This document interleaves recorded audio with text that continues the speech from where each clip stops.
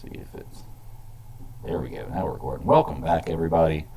This is Mark 75 of the Super Civil Servants Podcast. My name is Greg, and for the 75th time, we're here on Friday night talking about some stuff. And spoilers for everybody. Huh? On an anniversary? That's right. And spoilers for everybody. Spock dies at the end of Wrath of Khan. Didn't know that. The next movie didn't give it away. Didn't it? Well, see, I didn't know the title of the next movie until you told me. so the next title of the next movie happens to be A Search for Spock, which I didn't know. So when I watched Wrath of Khan, I was like, the hell, Spock just died? That doesn't make any sense. I knew somehow he was going to be resurrected, but I didn't realize the next movie, that's what it was about. So, but here we are again. We're going to mix up some Star Trek, some Star Wars, and talk a little bit of news tonight. And with me, as always, my co-host, Nathan. How you doing, buddy? Well, here we are. No, I think that's your line for a different show. Yeah, I did that try the day when he was recording for superhero discussions. I was wound up like an 8-day clock for a little bit, probably for no reason, but now I'm kind of unloose, I'm winding down, so I'm here. I'm ready to talk about stuff. We got some pretty game-changing news, and I'm ready to discuss and talk about some cool shit with you guys. Chris is with us too. How you doing, buddy? I'm doing well. How about yourself? Doing awesome, man. Long day at work, but I'm ready to relax and drink some whiskey and talk about some geek stuff. Mm-hmm. And Sarah, what's up? How you doing? Hi guys, long time no see. I know Sarah's a lot of stuff's been going on, so and I've had a lot of stuff rattling around, which, like I said, I've shared with you guys previously. So, but even though I'm late to some parties, but hey, I'm here tonight for the party. So, well, this is definitely a show for you because not only with the Star Trek, but I know it's the Star Wars stuff you want to talk about, and we get to have some really big movie news. So, it's a Sarah show. What's up, man? I just wanted to say I hope everybody had a happy Thanksgiving and an enjoyable holiday, whether you celebrated it alone, virtually, if you got into your bubble, whatever you did. I just hope you had a good time. If you sat on your ass by yourself on the couch and just ate microwave dinner, whatever, I just hope you enjoyed your Thanksgiving. And by the way, I healed. It's crazy because Thanksgiving is the bomb, and he's high, and we know like Arrow sucks, and Stephen Amell really sucks, and everything he touches is garbage. just yuck, Stephen Amell. Like I'm waiting to be like 4 seconds, and he's gonna be wanting to be beamed in to defend his man. So he's got the invitation. That's right. Egg him on. He's listening. He probably is listening. So. Well, all right, cool. Well, before we get started, let's go ahead and plug the network. We're part of the Geek Ultimate Alliance Network. You can find a bevy of shows 7 days a week. We've got World's Finest True Believers, DC Alliance Podcast, Marvel Alliance Podcast, Star Wars Alliance Podcast, Ranger Alliance Podcast, Weird Science, DC, and Marvel Comics. This show itself, Super Civil Servants, Superhero Discussions, and Slice of Film. So you got a variety of just about everything. You can find us 7 days a week. Just check out Geek Ultimate Alliance Network, and you'll find the feed for everything you need. Coming soon, Gumby Alliance, I hear, and Gardening Alliance. I've been trying to get a Gumby 2021. Alliance. That's right. We also have a Patreon account, so 2 tiers to that. And folks, we thank everybody who's a part of that. $1 tiers helps us keep the lights on, the lanterns charged, and the $5 tier will get you exclusive and ad-free episodes. We also drop some early stuff on there, so sometimes like superhero discussions or World's Finest. If we have the episode recorded early, it'll get dropped early for patrons. So if you're a $5 patron, you can listen to that early and ad-free. So check it out, and we appreciate everybody who's already a part of that. So did I forget anything? Ad-supported network. Ad-supported network. There you go. That's what I should say. There are going to be ads in this. Try to put 2 in there. Just bear with us for a couple seconds. Once again, helps keep the lights on as well.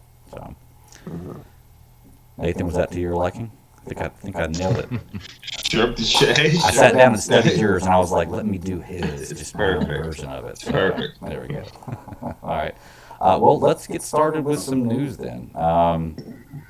Chris, you broke this to me. It broke in the chat. We have. I can't remember who it was. I think it might have been you that broke it about Warner Brothers' new deal, record-breaking deal. So. Break that for us and talk to us about it, or open us up with that. Because you're the it was a big surprise if anyone to Warner Brothers, but they announced that their 17 film slate is coming to HBO Max day and date of theaters next year. Yeah. I like that. You know, this includes The Suicide Squad. This includes Dune. This was already including Wonder Woman 84, but that's this year technically. But 17 films coming to HBO Max. You know, in Matrix 4, Godzilla vs. Kong, which was rumored to be shopped around at that point, but the deal the deal got was supposed to go to Netflix, but that wasn't enough money, so now we know why. But yeah, for 30 days it'll be streaming on HBO Max at the same time as theaters. So yeah, this is a big, huge game changer. As I kind of posted, you know, we're in the end game now. I don't think I'm not the one that's going to be like the death of theaters or anything like that. I think this brings a whole new change in dynamics, you know, and it's going to be a new dynamic for the studio itself, because studios are going to have to change what they're considering making money. Mm-hmm. You know, HBO Max has ended their trial, their 7-day trial, so that is now over. I got my 3 days. And so with that, you know, that's in preparation for Wonder Woman 84. But with the rest of it, you know, this is going to be watched by obviously Disney Plus.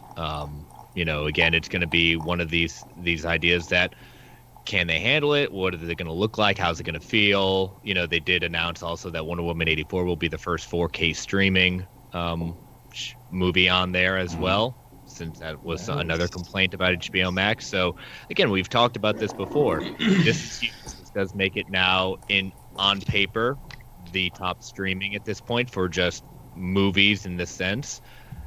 The question is, how are they going to market this? Are they going to do this? They still don't have international. That's a big problem with them. They still don't have Roku. Exactly. That's a big problem with them. They still don't have Roku, which I think that deal is going to get done quicker before Wonder Woman 84 at this point. That's at least my prediction. I hope for you.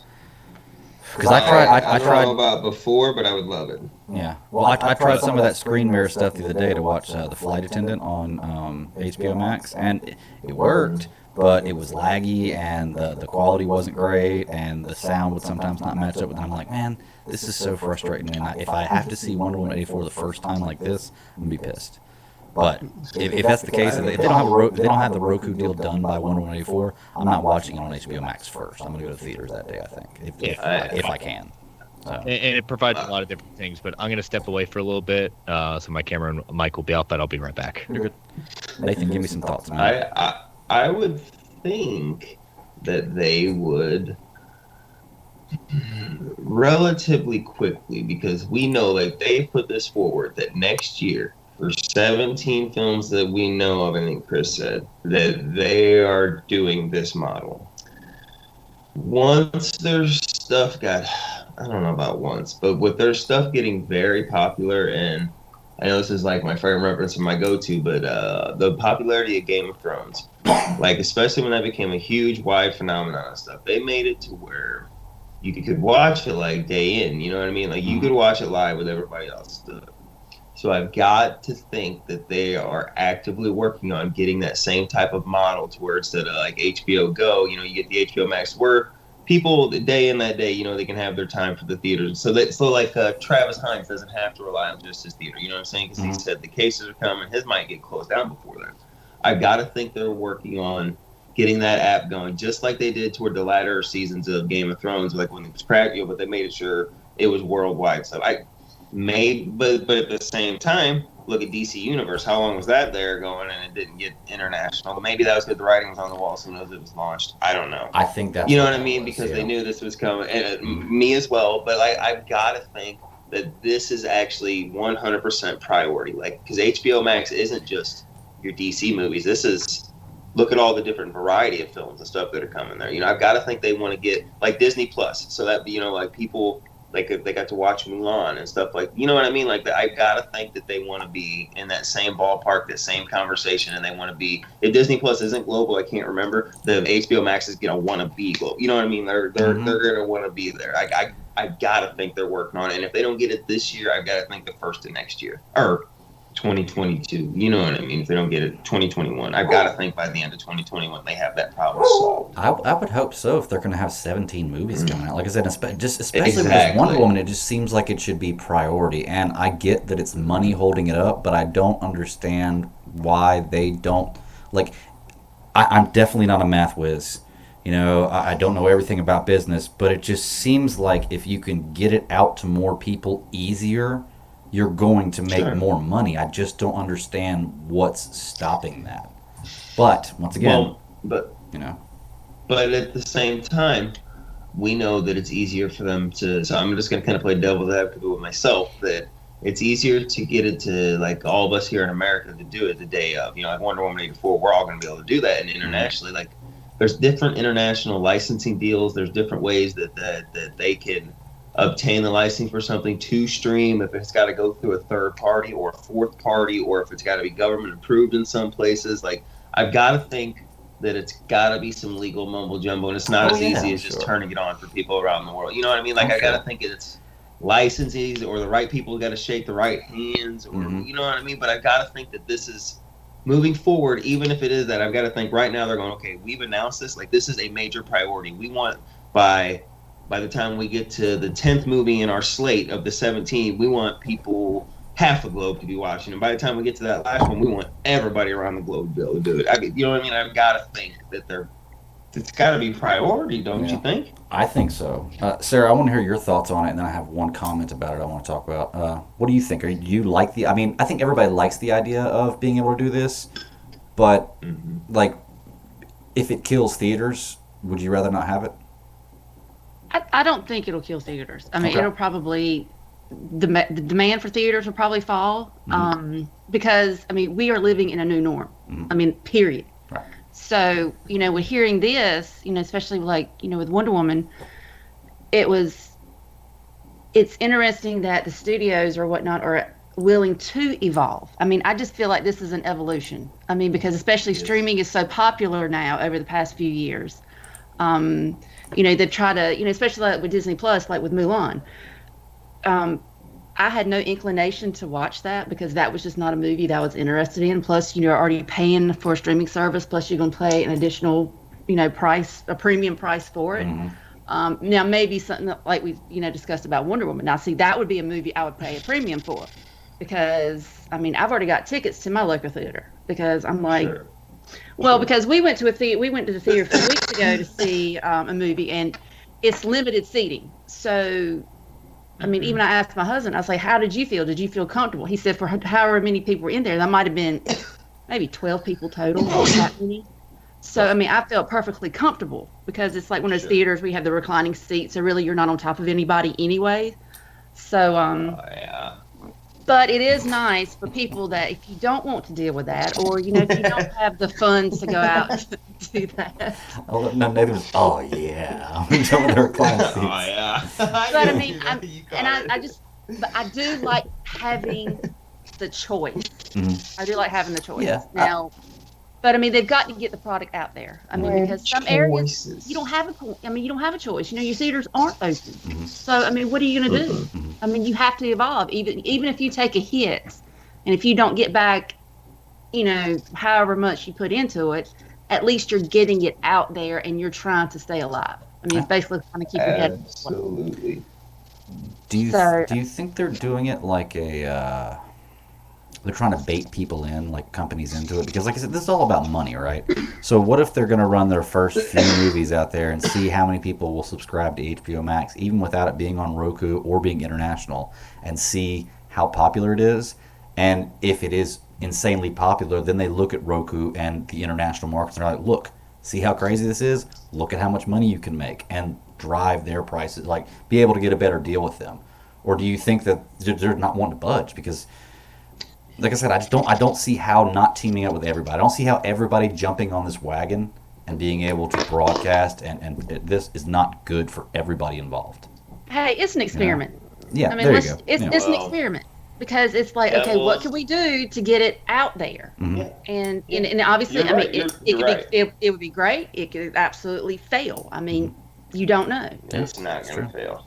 But they've got to go international at some point. I mean, because if you're trying to hit not necessarily box Really? office, but you want to get in everybody's house.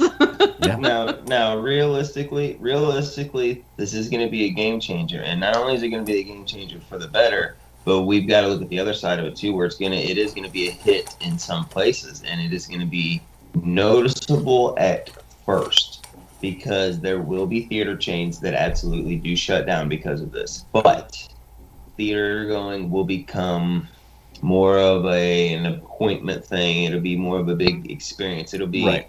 like the kids and I, like, this movie's coming, like when Endgame come out, like the next kind of Endgame, you're gonna go, shit, like I need to see this in a giant room with people. Like, Right. there will be those experiences. It'll be appointment with your kid. There'll be a lot more drive-ins that there are now, because like Sarah said, that we are in a new normal, and I mean, I'm with you guys. I hate hearing that term, yuck, but it's the truth. Mhm. You know what I'm saying? So things have changed. And like I said, it's going to affect that. And another thing that's going to be an effect of it is, yes, HBO Max is going to want content, but I've got to think this is going to put limits or maybe change directions on what kind of movies we get budget-wise, or if something even gets greenlit. Because while right now, yes, they're going to go with a bunch, but like, let's say, I don't know, for instance, like your typical Rock, The Rock and Kevin Hart doing their buddy cop, yuckity yuck thing, that typically only makes 25 million or whatever. But granted, it only costs like 10 million, but whatever, it makes 40 million. You got to think, does that even get greenlit now to do a theatrical thing, or is that going to be a straight to HBO Max movie thing, or do they go, come up with a series and we'll greenlight it so we can invest more in it and stretch it out? You know what I mean? Like, I'm not saying it's going to be a big increase, but I think that will be a factor. I mean, maybe I'm wrong, but I got to think that they're going to look more closely at things and maybe pass on a couple of things that otherwise they might have, just because, let's say it costs 10 million to make, but if we get 15 million, whatever, somehow we break even or whatever. You know what I mean? Like those little movies like that. I think that you're right. It might change the way movies are made as far as that goes, where they're going to look at more things and say, okay, is this better fit for an 8-episode, a 6-episode miniseries, 4-episode miniseries? Because you can get something, then you can get the quality like Watchmen, Mandalorian, stuff like that, and have so much more of a story, and people will still want to see it. And you can draw them every week, so it's not something where you're necessarily sitting there. Well, okay. The difference is, though, I'm not going to go to the theater and see 8 episodes of Mandalorian. That's the difference, I mean, well, that would be something that would be strictly HBO Max. If you're talking about movies itself, maybe it'll cut down on like reboots. What about Joker? Maybe you got to think Joker was what, 30, 40 million? You know what I'm saying? They didn't have faith in it. They didn't even give it the budget they wanted. Now, is that something that would have went straight to HBO Max? Because before, it did what it did. But like, let's say we fast forward and we put that movie in 2022. Does that even get? Being that they already had trepidations about it, they didn't give them all the money for it anyway, because they didn't think it was going to be this big deal. Look at them, yokes on their face. But does that even get lit for a theatrical release if we're in the new world? In this that's true. newer world, or they go, no, this is strictly HBO Max, and then it's not necessarily the phenomenon it was. But you know what I'm saying? Like, these are all questions I have. Like, I firmly agree that this is a game changer in the right direction. You have to get with the times. This is where we're going.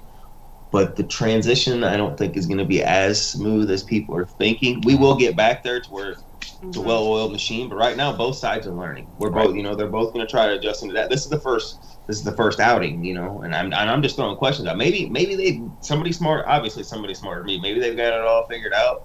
But these are just the questions I have. Yeah. Oh, I had a point I wanted to make a second ago. Give me a I'm second. sorry, man. No, you're good.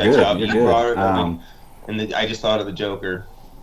I'm sorry, I'll shut up. No, you're good, man. It was something about the Joker that you'd mentioned. I can't remember what it was. Something about the budget, but yeah, it's definitely a game changer. God, I want to remember what I had to say because it was good. Too. It was real good. I'm floundering. Just cut me off next time. Sarah, take over. Just say shut up. Next thoughts. Yeah, I gotta fill my coffee. No, but like I said, I mean, as far as maybe it will change like the quality of movies. Maybe you're not gonna have so many because let's be honest, there's a lot of fluff movies that come out. There's just a lot of movies that they're out there, and I'm thinking, there's a ton of movies I don't go see in the theater. I mean, and maybe I'll Redbox them or see it when it comes on Netflix or something like that. So maybe the studios would think a little bit harder about what kind of movies they make. And maybe a movie like Joker with a lower end budget, maybe that's something. If it was a quality movie and like I said had a lower budget, and I mean it still did well, and I think even if it was put on HBO Max out of the gate, I think it still would have done fantastic. Yeah. I mean look at the quality of some of the Netflix streaming it's content. really good. Yeah. I mean, it doesn't necessarily. I don't think a film has to be successful mainly if it's released in a theater. Yeah. Because there's a lot of quality content that's not. I agree. Yeah. There's a lot of crap that's released on the big screen, and you're like, why did you make that? That's true. To your point, there's been a lot of times where I wouldn't see a movie in theaters, but I'd catch it a year later when it came on HBO or Showtime or Cinemax, and I see something, and I go, "What? This was great," but it's not a movie that I would have went to the theater to see. Right, you're not disappointed you didn't see it on the big screen.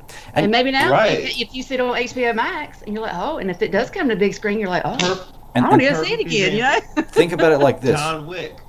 Oh, go ahead. That was the first John Wick, perfect example. Like at first, I'm like, "Oh, whatever." I didn't go. And it's not because I didn't want, you know what I mean? But it was just like, oh, another Keanu Reeves before John Wick relit his. But you know what I'm saying? I was like, oh, that's something I'd catch on the thing. But after seeing that and realizing they were going to do another one, I'm like, oh, shit, I want to see the next John Wick and the next. And you know what I mean? Mm-hmm. Well, no, I totally agree with you. And that I love whenever just about everything you recommend for me, that's the way it is. I start watching, I'm like, oh, God, now I got to see the next one. But I think one advantage to this system that people are going to see is it's $14.99 unless you've got some kind of deal or bundle with something else for HBO Max a month, right? I did find a deal. I caught it on there's a great Twitter thing you could follow, Warrior64. Mm-hmm. He just posts deal all the time. At one point, either today, I think it was sometime today or yesterday, 6 months for I think $64.99, which is, I don't do math, so someone do some quick math for me. It's a little over $10. You're the educator. You got to do math. Slightly over $10. I'm a social studies teacher. All right, when it comes down to it. So, Well, but teach but me it's socially. but basically, you'll probably sounds like you get a little bit of knocked off, for 6 months than what you would pay for that at that point. I don't know who it was from, but definitely check it out. But sorry, I'm back, everyone. All right, welcome back. Awesome. Well, either way, my thing is, He okay, just came in like Kramer. busted the door. if you pay, it's $14.99 a month for HBO Max, okay? That's slightly less, and I mean like $2, or excuse me, more than I pay for a movie ticket. And I usually always pay for at least 2 movie tickets and the food and the beer and everything else. So by the time I go see one movie, I've probably spent $60. So in theory, if you were a person who didn't sign up for HBO Max and you were looking at it, thinking about going to theaters but weren't too sure about it, and you were like, well, I could go to the theaters, or I could just sign up for HBO Max right now, pay $14.99 and see this movie right now. I think that's going to be a huge selling point for people once it gets rolling. Absolutely. Because you're going to end up Think saying, about it, Greg. I can go pay $12 for a 12-pack, sit down on my couch, watch my 4K TV, What I'm nobody gonna bother say. me, pause it if Cook your I own want steak. to. So it does have its advantages. Eat your own food. Yeah. It does have its Grab advantages, and I your think own it's going to be a bottle big of selling whiskey, point. drown the whole thing, drink a handle of whiskey while you watch it, not remember it, get up the next morning and watch it again. Yes. There's no not remembering. So yeah. Our buddy Brent had put this in as kind of joke and said, who on their bingo card had I miss you, WB Brent. pulling this off? Because I didn't. I mean, No. let's talk about the Wonder Woman thing. I think after when they did Wonder Woman, this seemed a lot more likely, but before that, We No. would call it Wonder when it comes out. if anyone, it was looking like Disney was going to be the one more flirting with it, not going all in like WB did. Right. But Well, because they're a lady. Disney's still a lady. They don't go all in on the first date. They gotta flirt, touch it a little bit. They'll get back to you. Now that they know that their friend's a whore, they're gonna just go right after it. You know what I mean? Don't worry. Look, Travis is in the Whatever. chat room. Sarah understands me. Travis is in the chat room right now. He says $12 for a 12-pack. No, actually, it's $9.99 for a 12-pack of Coors. If I want to go real high. Arrow sucks. I hate Stephen Amell. Everything he touches is garbage. This wrestling show is gonna happen. It's gonna be 3 episodes. They're gonna cancel it. I'd punch him in the leg if I saw him. Give him a Charlie horse. Stephen Amell sucks. Arrow sucks. the only good season was season 4. I mean, ooh, shots fired. He says he can't be on for a while, but he's going to be on in just a minute, I think. Wow, he says an AB 12-pack here costs $25. F that. Be making my own beer. Jeebus. So. What happened? Oh. It's all that fucking maple syrup in it. In all honesty, I mean, we don't. They say this is just for this year. No, it's not. No, it's not. yeah, It's not for this year. changer. They have to say that. I've seen some Twitter, some bigger either bloggers, writers saying that they're going to reevaluate in summer. I could see them looking at it, seeing how it's doing in the summer, but this is your. Remember how we said weeks, when we did the Wonder Woman 84 news at that point, they needed a app mover. This is your app mover. Right. This is what's going to sell it. Just because Disney's got their thing. This is now your that casuals. Yeah, again, you can't compare the two platforms, but again, like I've said before, when Wonder Woman did their drop, Disney's watching. They're gonna watch and they're gonna learn and they're gonna eventually do this. This is not an if. This is a when they're going to do this. No. They already basically said they were gonna start looking at dropping some of their, not their Black Widows, but some of their other live action stuff. For HBO Max, you'll appreciate this, Chris. This is the boulder from Indiana Jones, and once you release that boulder, it's gonna keep going, and it's just gonna stay. Like, you can't. I mean, do you think they can put this genie back in the bottle? Like, they've committed to the next year, all their films are coming out that way. Can you put that genie back in the bottle? Or, like I said, is it the boulder that just keeps rolling? Because I don't think you. I mean, they can do whatever they want, but boy, I think you have a hard time putting that genie back in the bottle or stopping the boulder, however you want to phrase it. Because, like I said, people are going to use that 17 films next year. They're going to be able to kick it on their couch and do it like Greg said. Buy a 12-pack, make his own steak. I can have my wife next to me. I can pet my dog on my lap. If I got to pee, I can pause it. You know what I mean? I don't have 14 other dumb teenagers with their phones glowing and taking Snapchat selfies and yuck. Which, I mean, I like the theater, but you know what I'm saying? Like, I like my couch a lot more, where I can just sit back and be like, oh, yeah, I like that. And just do what I want. Well, I can watch it naked if I want to. That's what I'm saying. You don't have to wear pants. But it's like your house. Yes, exactly. It's just, I think it's going to be hard to untrain people from that. You know what I mean? Yeah, no, I totally agree with you. I mean, I think that it's weird because people are weary about it with, Chris, you said Disney's watching and they're going to follow in the footsteps, I think, if it's successful it is. But they kind of already did with Mulan, right? I think they falter with Mulan because, one, you had to pay for it even if you are a Disney Plus member. And two, Mulan was not as the most popular movie to do that with, I don't feel. Well, pause on that one, because go even before Mulan, the first kind of big one to bypass theaters at the beginning of the pandemic was that new Trolls movie. That ended up doing. Was it Onward? No, Onward the first one? No, I'm talking about the VOD route, the video on demand route. Okay, yeah, I'm talking video on demand. Right. Yes, you're right. Onward eventually, I think it went to theaters and then quickly, right at the maybe a week or two. But you look at, I think that movie did really well in VOD. So again, they're going to look at it and say, okay, let's try again, proof of concept. Mm-hmm. They're not going to just throw a whole thing out just because. Mm-hmm. I think Onward, it just got caught up in the moment, and maybe it met the business angle, saying, okay, we went through a couple of weeks in theaters, now we can kind of do this. We fulfilled our minimum obligation, if that was true. But they decided to do Mulan. There was more baggage with that movie than just, no Mushu. No Mushu, but have the dragon. That's right. No Mushu. And I haven't seen it yet. It just finally dropped, I think, this week on Disney Plus. If Eddie Murphy would have been Mushu, $1 billion franchise. There's a lot of things wrong. Use his face as a likeness. Yeah. Nah, we ain't got to go that far, but just give the voice back to him. People would have just dug it.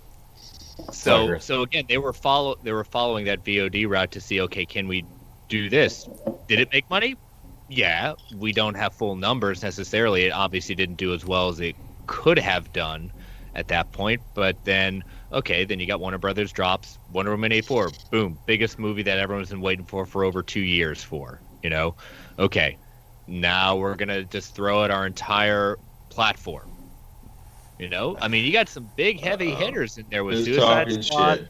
shit? What's going on? So I was going to Greg's interrupt laughing you. entirely Yeah, I'm too laughing. much. I'm looking at the Go. chat room. Travis. Go. Travis says, Nathan, you're FaceTiming me so I can watch Wonder Woman 84. Please at least wear gym shorts when you watch it. He tells me, take the bottle out of the bag, you hobo. And he said, or crinkle up a storm every time you take a sip or take a drink. Yes, So. I mean, sorry. that's how we roll around here. Unprofessional as hell. Sorry, Chris. I was waiting till you got done. Yeah.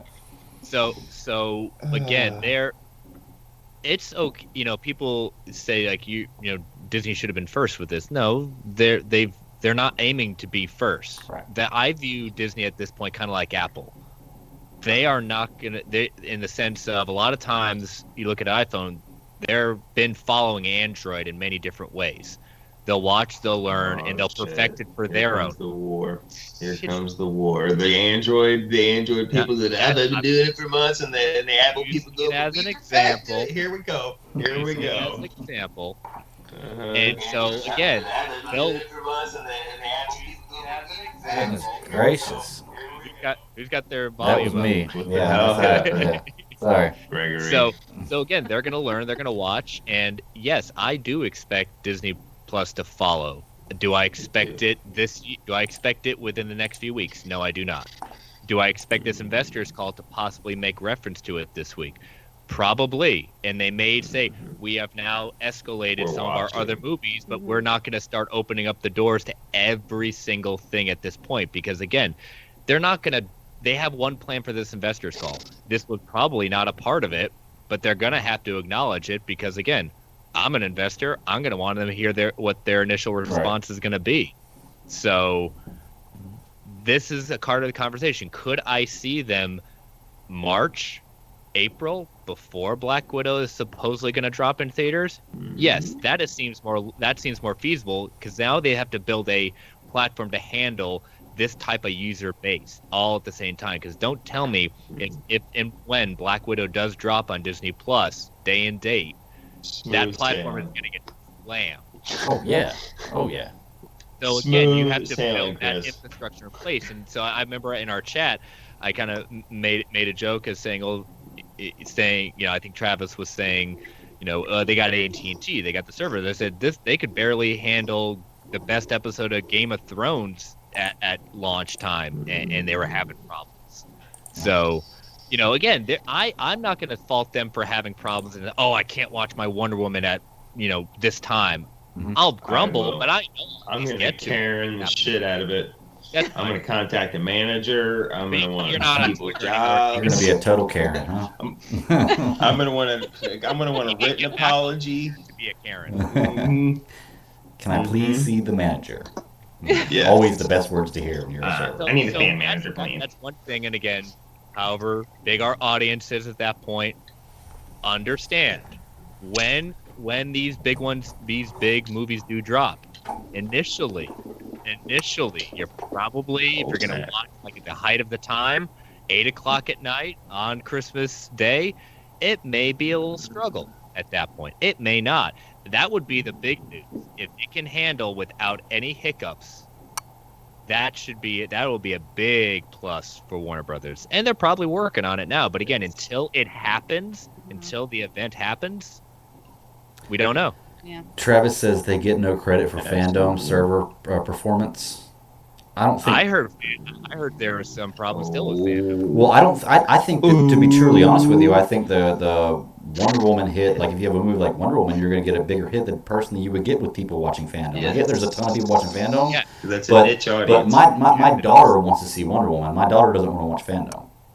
She didn't want to watch us stream live and do that. I mean, shame on you, Greg. How are you raising your kid? Yeah. Wrong upbringing. Yeah.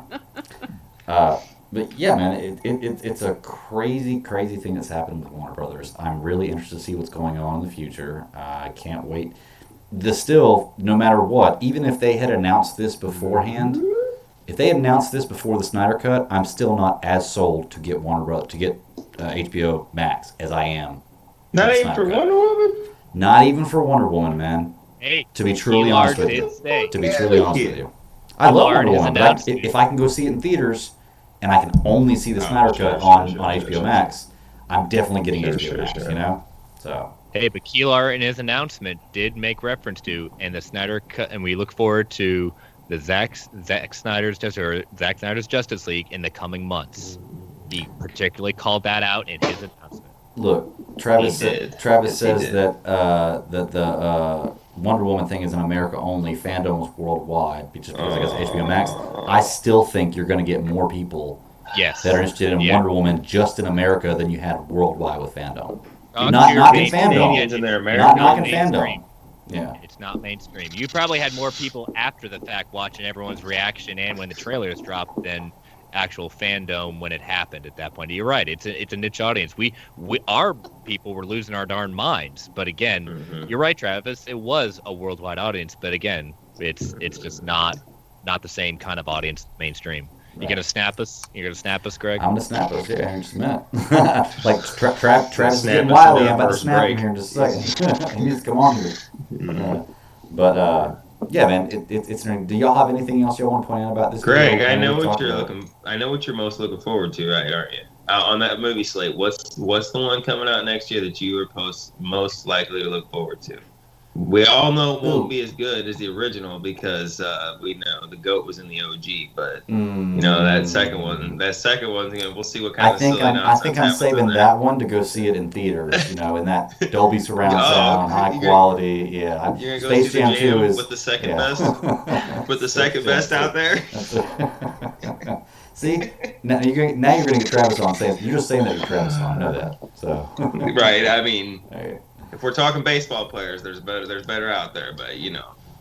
Yeah. Well, do y'all got anything else you want to say about this? Wait, no, and this is completely off topic since we're done with it. Did any of you guys see the highlights from the Tyson fight? Not even the Tyson fight. Did you see the Nate Robinson knockout? Did you see? That's what I was gonna say. I watched that. That's what I was getting to. And okay, so like people have been putting stuff and they've been putting memes, and there was this one video I saw where he gets, first of all, I hate the Paul guys. I hate both of them. I wanted Robinson to win, but a fucking knockout's a knockout. You know, I'll give him credit. But, like, he hits him and they knock the Sonic rings out of him, and I fell over laughing. I was laughing so hard at that. About that. And then there's people, it was like a picture from Dragon Ball Z, and Vegeta's on the ground, all smashed up in the ground, halfway in the ground. They said doing the Nate Robinson challenge, and I fucking lost it over that one, dude. There was one for Mortal Kombat where he hits him, he's like, fatality, and he just hits the ground. If you haven't seen, everybody look at me, if you haven't seen the Nate Robinson knockout, go check it out on YouTube. It is. I am a lover. I love watching somebody get knocked out in a fight. Like, I just love it. It's so funny. And this one right here was one for the ages. I mean, like, straight on his face, down, literally. It's so crazy. I think he's still sleeping in the ring right now. He might have just woke up. Poor guy. 10 minutes ago. Poor guy. Like, but boxing is not a game you play. Still a fucking monster.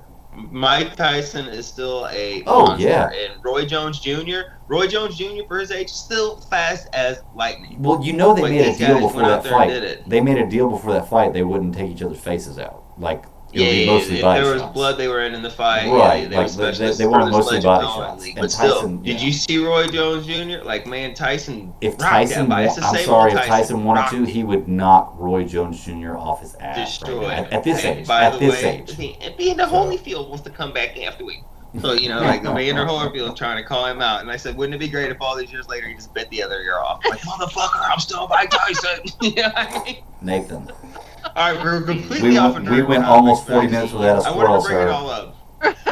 Almost 40 minutes. I just wanted to bring it up because of the Nate Robinson memes that I laughed so hard at. I was just falling over. Like I said, getting the Sonic rings knocked out of him and the fatality, and then just pictures of shit of people on the ground doing the Nate Robinson challenge. I was dying. I feel bad for the guy. He ain't a boxer. And say what you want about that D-bag Paul guys, because God, I hate both of them. At least he's had some formal training and did another formal fight. So and calling out Conor McGregor. Please, McGregor, get in the ring and beat the shit out of this dude and just hurt him. Please hurt him. Even though you're not a boxer, just get in there and piece this guy up. No, not Nate Robinson. That Paul guy. The Paul guy. Jake Oh gosh. Yeah, Jake Paul. Yeah. Smash him. Sorry. Piece him up, Yeah, please. smash him. Even in the boxing Please ring, do go it. in there and just destroy him. Make That's it neither happen. here nor there, guys. I'm sorry. We detoured. There we go. Well, I think moral of the story: Mike Tyson's still a monster. That's true, and he can fight a shark. He fought a shark a few months ago. Remember? And he Now he didn't fight a shark. He tickled a shark and put it to sleep. So right. I don't know if you watched it or not, but ladies and gentlemen, this has been Fight Night with Super Civil Service. Yes. Well, Thank you for joining us. Do y'all have anything else y'all want to say about this HBO Max? Yeah, I guess HBO Max or the Warner Brothers deal or anything going on, because we it's pretty amazing. Fight. Yeah, or the Tyson fight, or the Nate Robinson fight. Yeah, anything you want to say? Yeah. No. All right, cool. Well, I think it's a move in the right direction, but it's going to take a little bit of getting used to. I think the transition might not be as smooth as people are saying. Yeah. Final thoughts. Okay. And now back to you. And we're back. Boom, bing bong. 5 minutes past the big hour, 5 o'clock. What do we got going on? All right, we'll check it out. Let's end this topic then. Let's go ahead and take our first break, folks. We don't choose the ads here. We just choose the places they are. The volume can get kind of loud sometimes. Give us about 30, 45 seconds. Listen to some stuff to help keep the lights on, and we'll be right Thank you. back. Where's the noise? It's not doing the noise. Gauntlet sick? Yeah, What my happened? I was gauntlet's gonna say, sick. is it sick? Oh, he's used it. What do we got there, Sarah? What do we got? Yeah, my gauntlet was sick. That was supposed to take us away, but it definitely didn't. Yeah. So.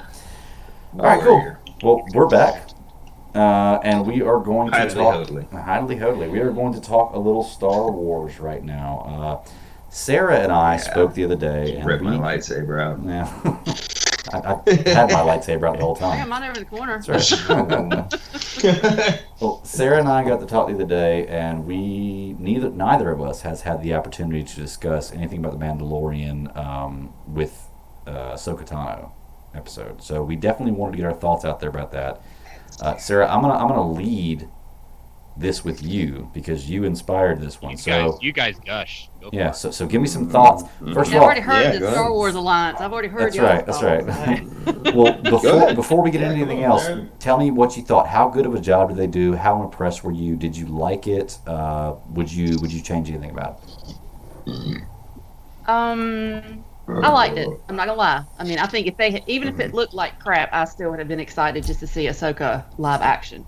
I think the main thing, and I know this is discussed before, was her mantrals and Leku. I mean, obviously you would want it longer for her age, but what did you call them? Mantrals? Those mantrals are this, and the Leku but are they're this. Leku. Oh, Yeah. You're way more advanced than me. I called them head tails. Well, I mean, you can't tell them that. That's the slang term. That's what Yeah. they call them on the streets. You know, if you was out there on them streets. Yeah, but I mean, for her age and what is it? She's supposed to be 45? Is that what I heard Katie say? Probably in her 40s. In her 40s. Early Say in her 40s, I would say. Yeah, it's based on. Yeah, 40. Yeah. So basically, you would think they'd be longer. Kind of like Shock T, because she had like the real long ones. Absolutely. But I completely understand, because this is really what I think they did have a cutscene of Shock T in, what was it, Clone Wars? Was it one of them? So you did see her like live action, but to see you saw her a couple times in the prequel trilogy, and then there was some deleted scenes where she gets killed by Grievous. By Grievous or whatever. She gets killed a couple different times, and George never used any. Right, but the point, her movement, she is not as physical as Ahsoka. Absolutely. So I completely understand why they shortened it. And then also, I mean, and I thought Rosario looked fantastic. I mean, I'm kind of like, it'd been great to have Ashley, because that's what you're used to since, you had, what was it, Katie as Bo-Katan.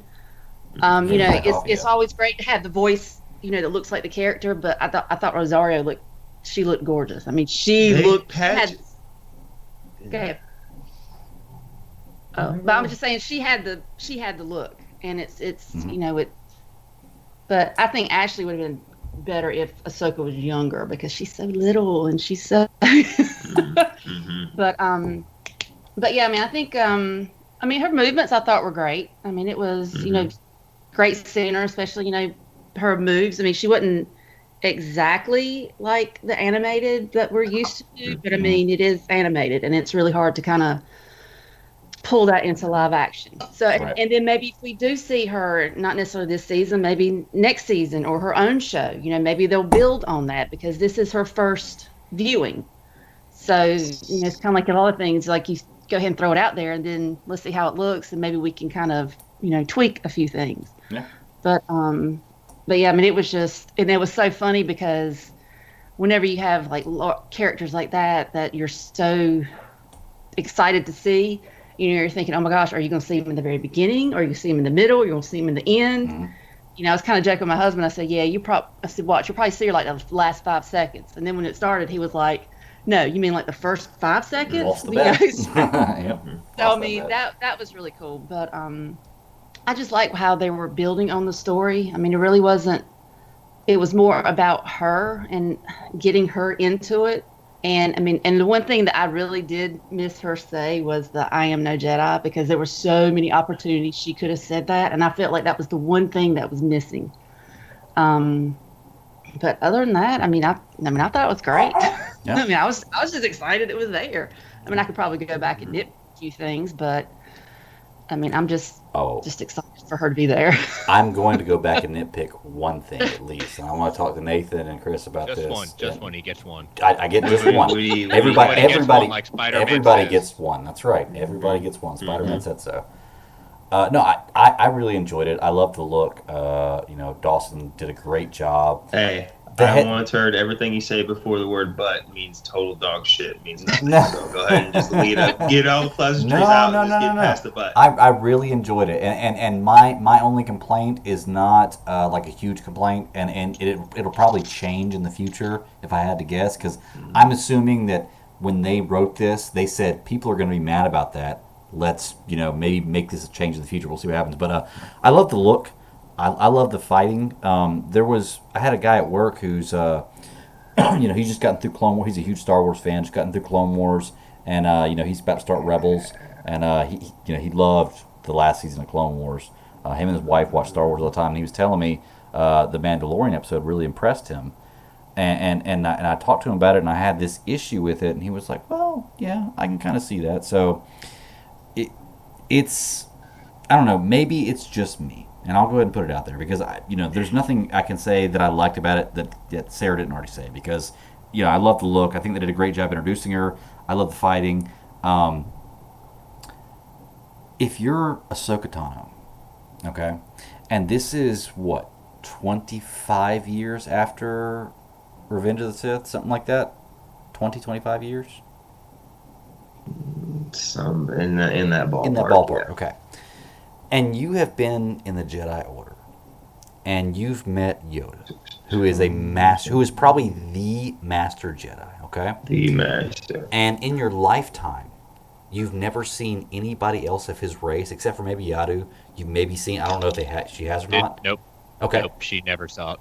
Okay. So then in that case, Yaddle was gone. You've never seen anybody else of this race, but this guy was the Master Jedi, the Palpatine of the Jedi, basically, And you see this baby Yoda, this Grogu, and you say, nah, you know what? I'm not going to train him. He seems kind of attached to you. That pisses me off. Are you kidding me? Because I guarantee, at least me, and that's why I'm not a Jedi, me, I would see that and be like, okay, here we go. Fresh start. Well, let's get going with this. Because she even knew his history. She spoke with him. She got, I just don't get why she would so immediately dismiss training him or being part of what he becomes. So, comments. Nathan, you want to take it? Go ahead, Chris. I saw you look like you were raring to go. Go ahead. Yeah, he did. He cocked it. Yeah. And again, this is my own headcanon. Okay. Just based on knowing what I know with Rebels. Nathan will obviously know Norm. And I haven't watched Rebels yet. I'm in the process of watching Rebels, that's fine. So that may change things. Yeah.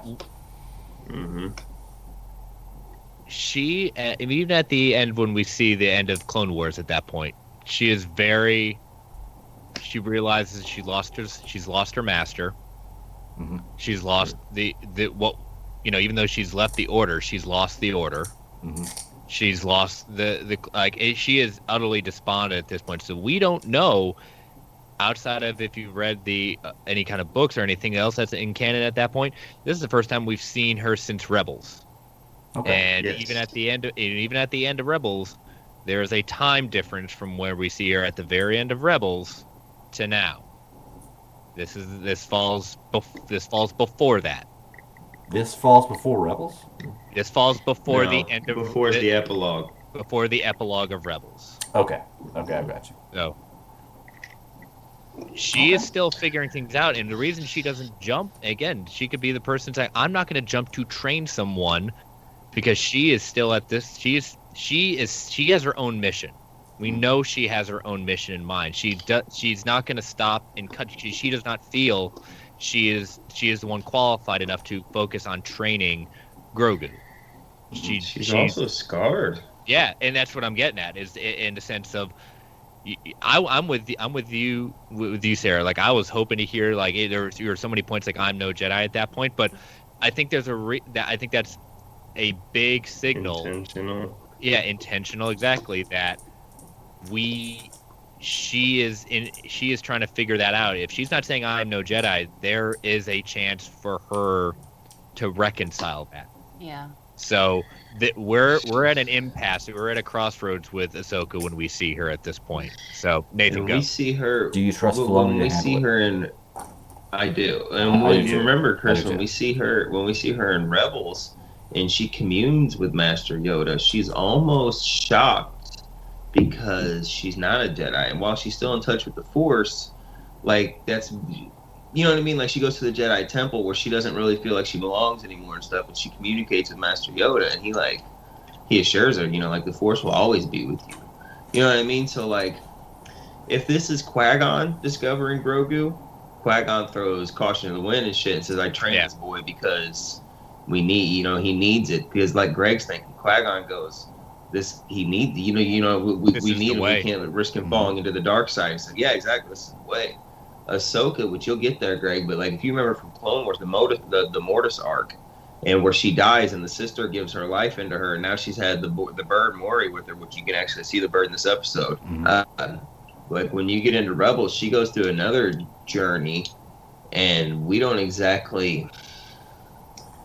it affects her differently, but we don't exactly know what. Like Chris said, she is on a set mission. Like, she almost knows what she has to do because of this other Mortis-like arc in Rebels in season 4.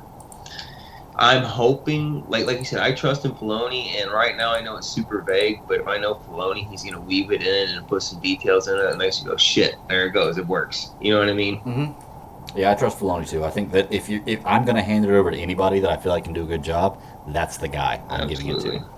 So, well, honestly, I wasn't surprised when she said no. I was not surprised. Neither was I. I mean, like I said, it's the whole, she has her thing, and she may still has her disillusionment, still trying to find her way. Maybe she doesn't, feel like she's qualified, and I totally agree with y'all's points. But I mean, that's something, it didn't really surprise me. It probably would have shocked me more if she did, just because of exactly. From Clones and Rebels. So I mean, because she did I don't want to give too much away, but she, at least did try a little in Rebels. I mean, but it wasn't. She was the model. She was the model Padawan. Like, she learned, like, she was all about the Jedi. Like, she was the one. And I've said this to Katie, that had Ahsoka continued in the Order and the Order not fallen, I could see her at this point in time being the Yoda, being the Grandmaster. I agree. Like, she could have, what I mean, if they say the Order keeps going, because we know at this point in time, Yoda would have been joined with the Force. I honestly think that it could have been Ahsoka being the Grandmaster of the Jedi Council, making the mass decisions, being the most in tune with the Force. Now, we know from the movies and the series and stuff, it didn't pan out that way. But I mean, I'm just saying, like, that's how strongly she is with it, and she grew up in the system, you know what I mean? Like, literally from a child, they took her as a little child, and that's all she knew, and she took that stuff to heart. So, like Sarah said, like, I would have been shocked if she would have done it, but like I said, that was her whole childhood and stuff, and it's kind of traumatizing. Like, she was a 14-year-old girl commanding troops in war. You know what I mean? Mm-hmm. Troops in war at 14. Right. And then by the end of the Clone Wars, she's only, 16 or 17? You know what I mean? Mm-hmm. Like, by the time she leaves the Order, she's a 17-year-old girl just kind of trying to make her way in the, you know what I mean? Then we get to her in Rebels, and she's like, what, 25 or whatever? So she's got more of a head on her shoulders, but you'll get there, Greg. But Sarah, how about Twilight of the Apprentice? Holy shit, was that not a powerful episode of Rebels? Jesus, you want to talk about on the edge of your seat? I'm like, Weird. Y'all talk about Rebels for a minute. I gotta let my dogs out. Talk about Rebels. Mm-hmm. Yeah. But yeah, like I gotta think that was nuts. Filoni's got a master plan. Yeah.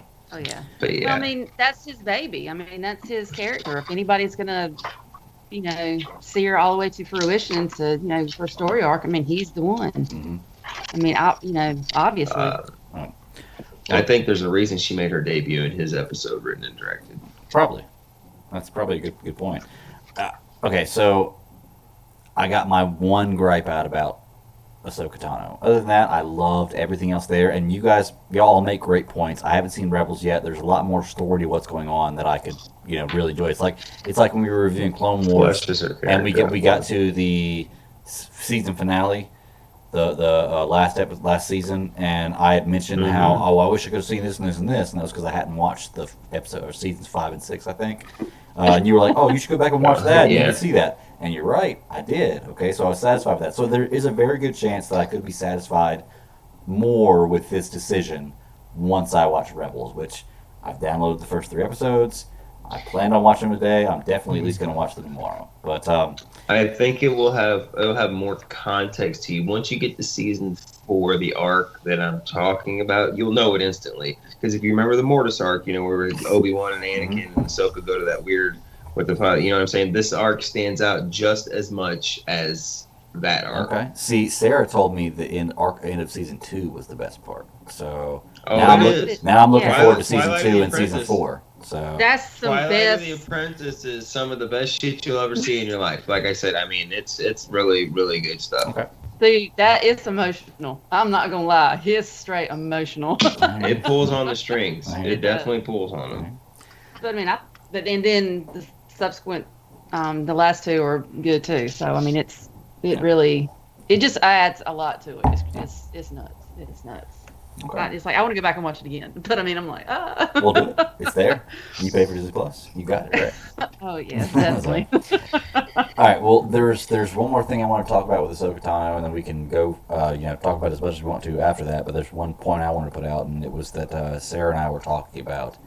And Nathan, I'm going to start with you on this one because I know personally you are a huge Padme fan. Now, I don't know if that's a huge Natalie Portman fan or a huge Padme fan, but we're going to find out in this discussion here because Sarah and I both determined the other day that I would have been much happier with a story about Anakin and Ahsoka in the Clone Wars and in that prequel series than I would have with the story we got with Padme. Now, I feel like personally his relationship with Ahsoka was kind of closer than what you saw with Padme. The only problem is I only saw that in the Clone Wars. woman that he got pregnant? No, I don't. Well, okay, not necessarily close. The one that he was making the beast with 2 bags, Okay. and the one that he was mentoring like it's his daughter or little sister. Here's my point with that is what you saw in the movies was very rushed. Together, Greg. Very, very rushed. Now, I did watch Clone Wars, and with Clone Wars, you got a little more development with Padme, but I still feel like I enjoyed the relationship with Ahsoka and Anakin more than with Padme and Anakin. Now, once again, that is only with Clone Wars, because if I watched the movies, which I did, I would have never known about Ahsoka Tano. So that's the difference there. So I think Sarah and I both You're also... Go ahead. The Clone Wars, you're almost made to see it through Ahsoka's eyes, so she's your focal point. So I would argue that's almost what's supposed to happen. Like Anakin and Obi-Wan are 2 of your main characters, but you see and you learn a lot. Like when Ahsoka learns, you learn more about the Jedi and stuff like that. You know what I'm saying? Like, and we follow. Yeah, and I know in the latter season she leaves and it just goes on them. Like I would say the 3 main characters: Anakin, Obi-Wan, and Ahsoka. And I don't think anybody could argue that. So you get more focal. I wouldn't call Padme a main character. I would call her a main recurring character. You know what I mean? Because I don't know. You are right. But, I mean, I hate to say it, but the simple fact of it was George just didn't think about it until he was doing the Clone Wars to make Anakin have a Padawan, and then they wrote it out and stuff. You know what I mean? That's just the simplest answer is what it sucks, but that's the only reason why, Yeah. But they did, but like we said, with season 7 of the Clone Wars, we did see that I think they did a nice job of weaving that emotional trauma into intertwining it with scenes from Revenge of the Sith, so it makes that feel more whole. And I feel like Ahsoka now did have more of an impact on the downturn and the Vader turn. Right. All right, Chris, in the chat room, when we were talking about this, in the chat we have on Twitter, like we're in AOL or something.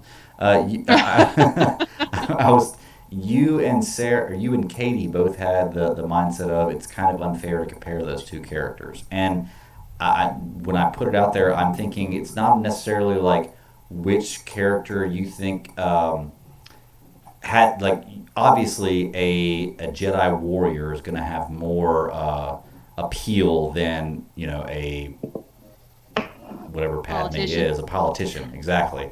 But what I'm more or less, she was a queen. Did she give that up to be the politician? Yeah. She gave it up to be a politician. Well, no, but she was still on the political side versus third terms. queen It's or basically like a presidential term in Naboo. You get to be queen. Okay, but my question to Chris is, I'm not trying to compare them like that. I'm more or less just saying take everything else out. If you had the opportunity to go back and change things, would you have rather still seen Padme, but have her be less part of the story of the prequel trilogy and have Ahsoka be in there more, or do you enjoy the way they did it more? I would have. The problem, it's hard to compare. And I mean compare. It's hard to say that because again, Ahsoka's journey is so much different than Padme's, in the sense of and I'm not saying Padme's journey is through Anakin and the love and the relationship and things like that. Padme's is, and I'm not saying anything that's not but I'm trying to get to a point where you got master and apprentice, you've got soldiers in a war at that point, and so Padme is fighting the war from a political sense, but also shares a very different relationship than Anakin does with Ahsoka. It's a teacher-student kind of thing, and Nathan, stop that. We hear about teachers and students all the time, Chris. I was like, come on. But would I have liked to seen Ahsoka in the prequel trilogy? Yeah, but it's hard for me. You kind of make a huge change, and I like the way we've seen Ahsoka in the Clone Wars because it wouldn't have been enough time for growth. She would have been in some of the Clone War movie, and then Revenge of the Sith. But it's just like the Clone Wars is not necessarily. Obi-Wan is investigating one part, and then you've got Anakin quote unquote protecting Padme, so you'd have to change that almost entire movie around in a different way, and it's hard for me to kind of rationalize that. I like would I like to have seen her in the movie? Sure. It's hard for me without making a massive change into the whole structure of the last two movies. So. Oh, it absolutely changes all of that. Well, I mean, like I was saying, I think it's more the Anakin story. Like it's okay.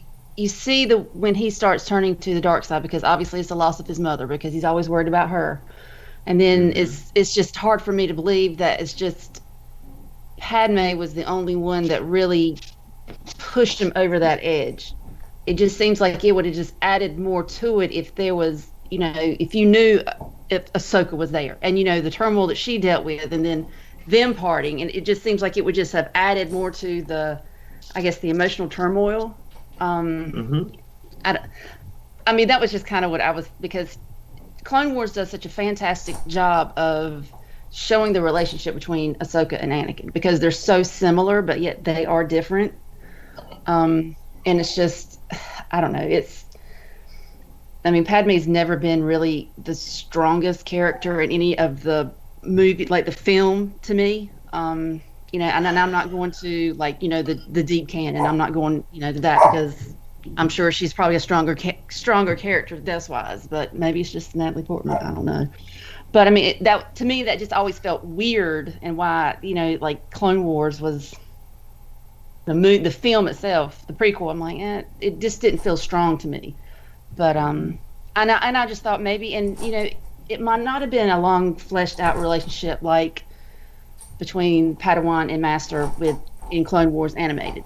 And and I'm thankful that it is out there. Because it does fill in a big gap between Clone Wars and Revenge of the Sith, because there's a lot of stuff that happened between there.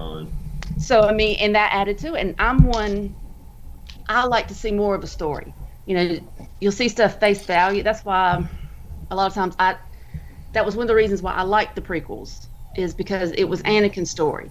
Because I've always been interested in Vader. From the first time that you see him at New Hope, you're thinking, my first thing is like, ooh, how did he become Vader? Where did this dude come from? And that's just R.I.P. David Prowse. Yeah, exactly, absolutely. Mm-hmm. But and it's just like Return of the Jedi, when you find one of my most favorite scenes is when you actually see Vader. You actually see under the helmet. So then when the prequels came out and it gave me Anakin's story, I love that.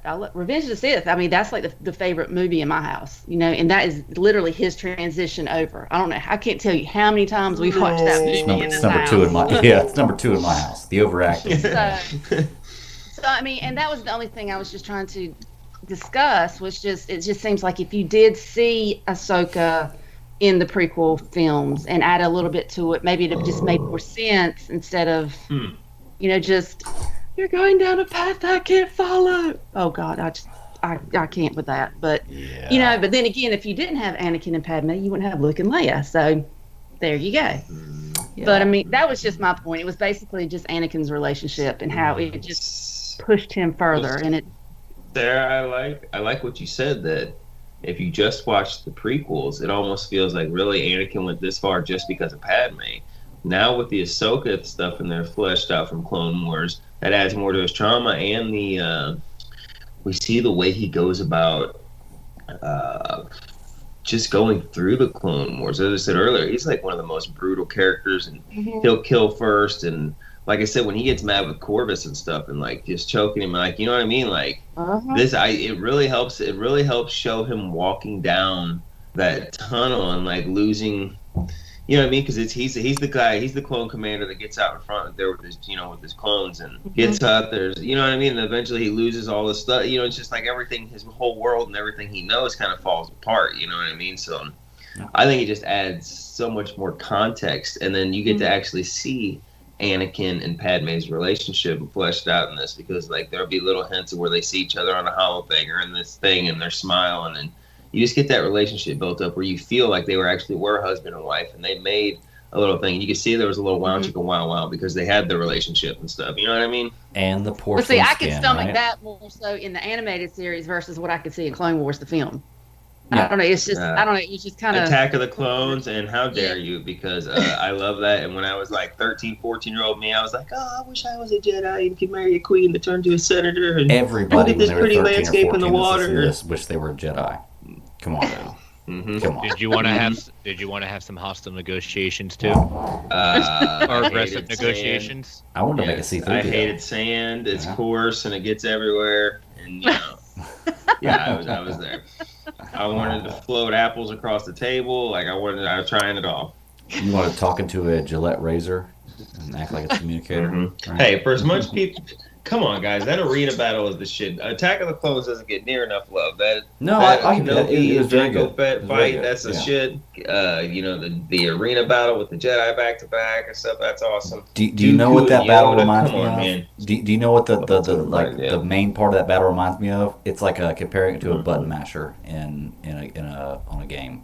Like, it looks like there's just a bunch of people that are playing that game and just mashing buttons the whole time. Swing, swing, swing, swing, swing, parry, parry, swing, swing, swing. Oh, swing. so it looks like Fortnite, the most popular game of like the last 8 years. Okay, gotcha. Hey, nothing wrong with And that. Fortnite I'm has just a comparing Mandalorian it. skin Just now. comparing Thank you it, very yeah. much. So. Oh shit.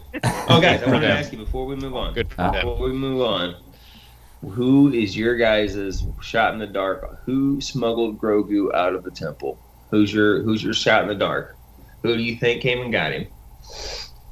I'll go first. Before Annie could go in there and be like, the younglings, like they killed the younglings. I'll go first, and you know why my answer is going to be this is because this is the baddest ass character in Star Wars, and I could see him doing this. I don't know. I couldn't give you the reason why, Jar Jar but Binks. as soon as it's explained to me, I could be like, "Yep, that's why he did it." It's Grand Admiral Thrawn.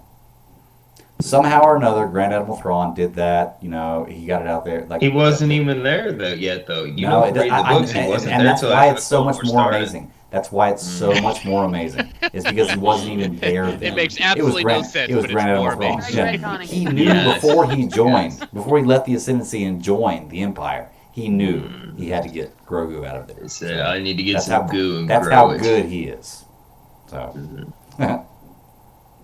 I honestly don't even have a rational pick. I mean, I hate to say it, Ethan.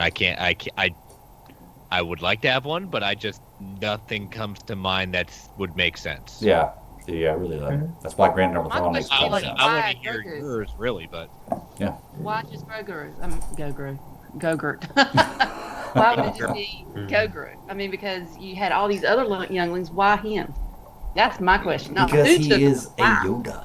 That's why. Because you know. Well, and it doesn't. Was he taken from there, or did he evade the attack?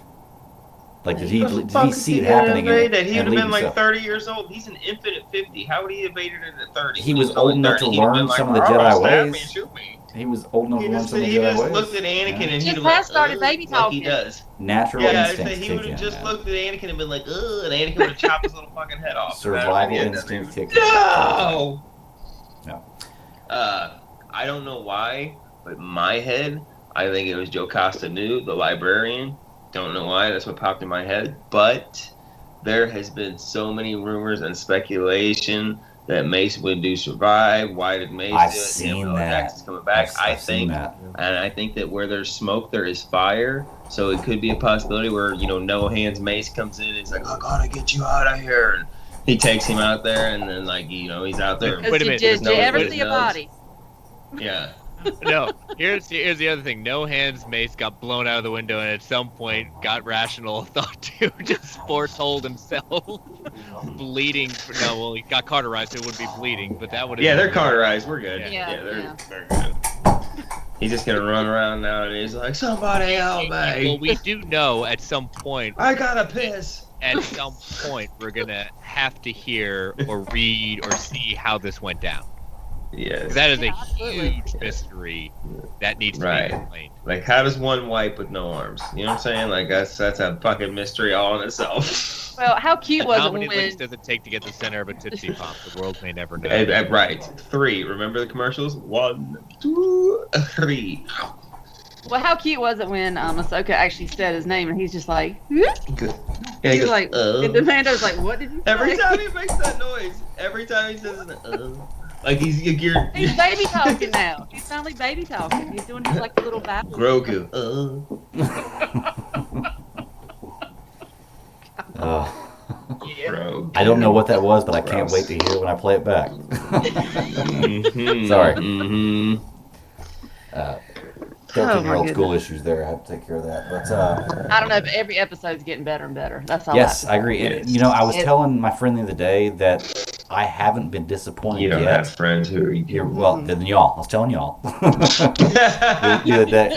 that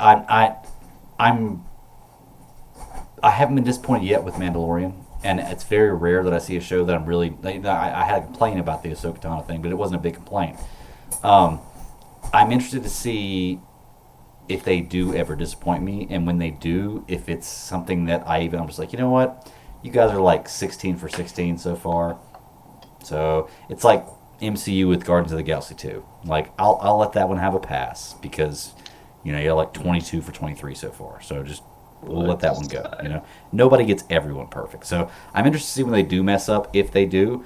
But it looks like in the future, I mean, that they're doing a great job. Filoni is the man. You know, Favreau, that they've got it. What's your girl? Here's the other thing too, and there will come to a point where this series is going to end. No. Never. It will at that point, but again, that's why they've got all these other spin-off shows that are coming off, either just from Star Wars or the supposed Mandalorian prequel spin-off at that point. So they're building this, but at some point it will end. Yeah, If Netflix has taught us anything, contracts and how things think, when you get up to year 3, contracts start changing. That's true. So That's just be aware. Yeah. So, all right. Well, y'all got anything else you want to point out about the Mandalorian, about the Ahsoka Tano episode? We haven't talked about the newest episode that came out this morning as we're recording. If you want to, you can. I haven't watched it yet. So. I'll add one caveat to that. This is right now the biggest thing that Disney Plus has going for it.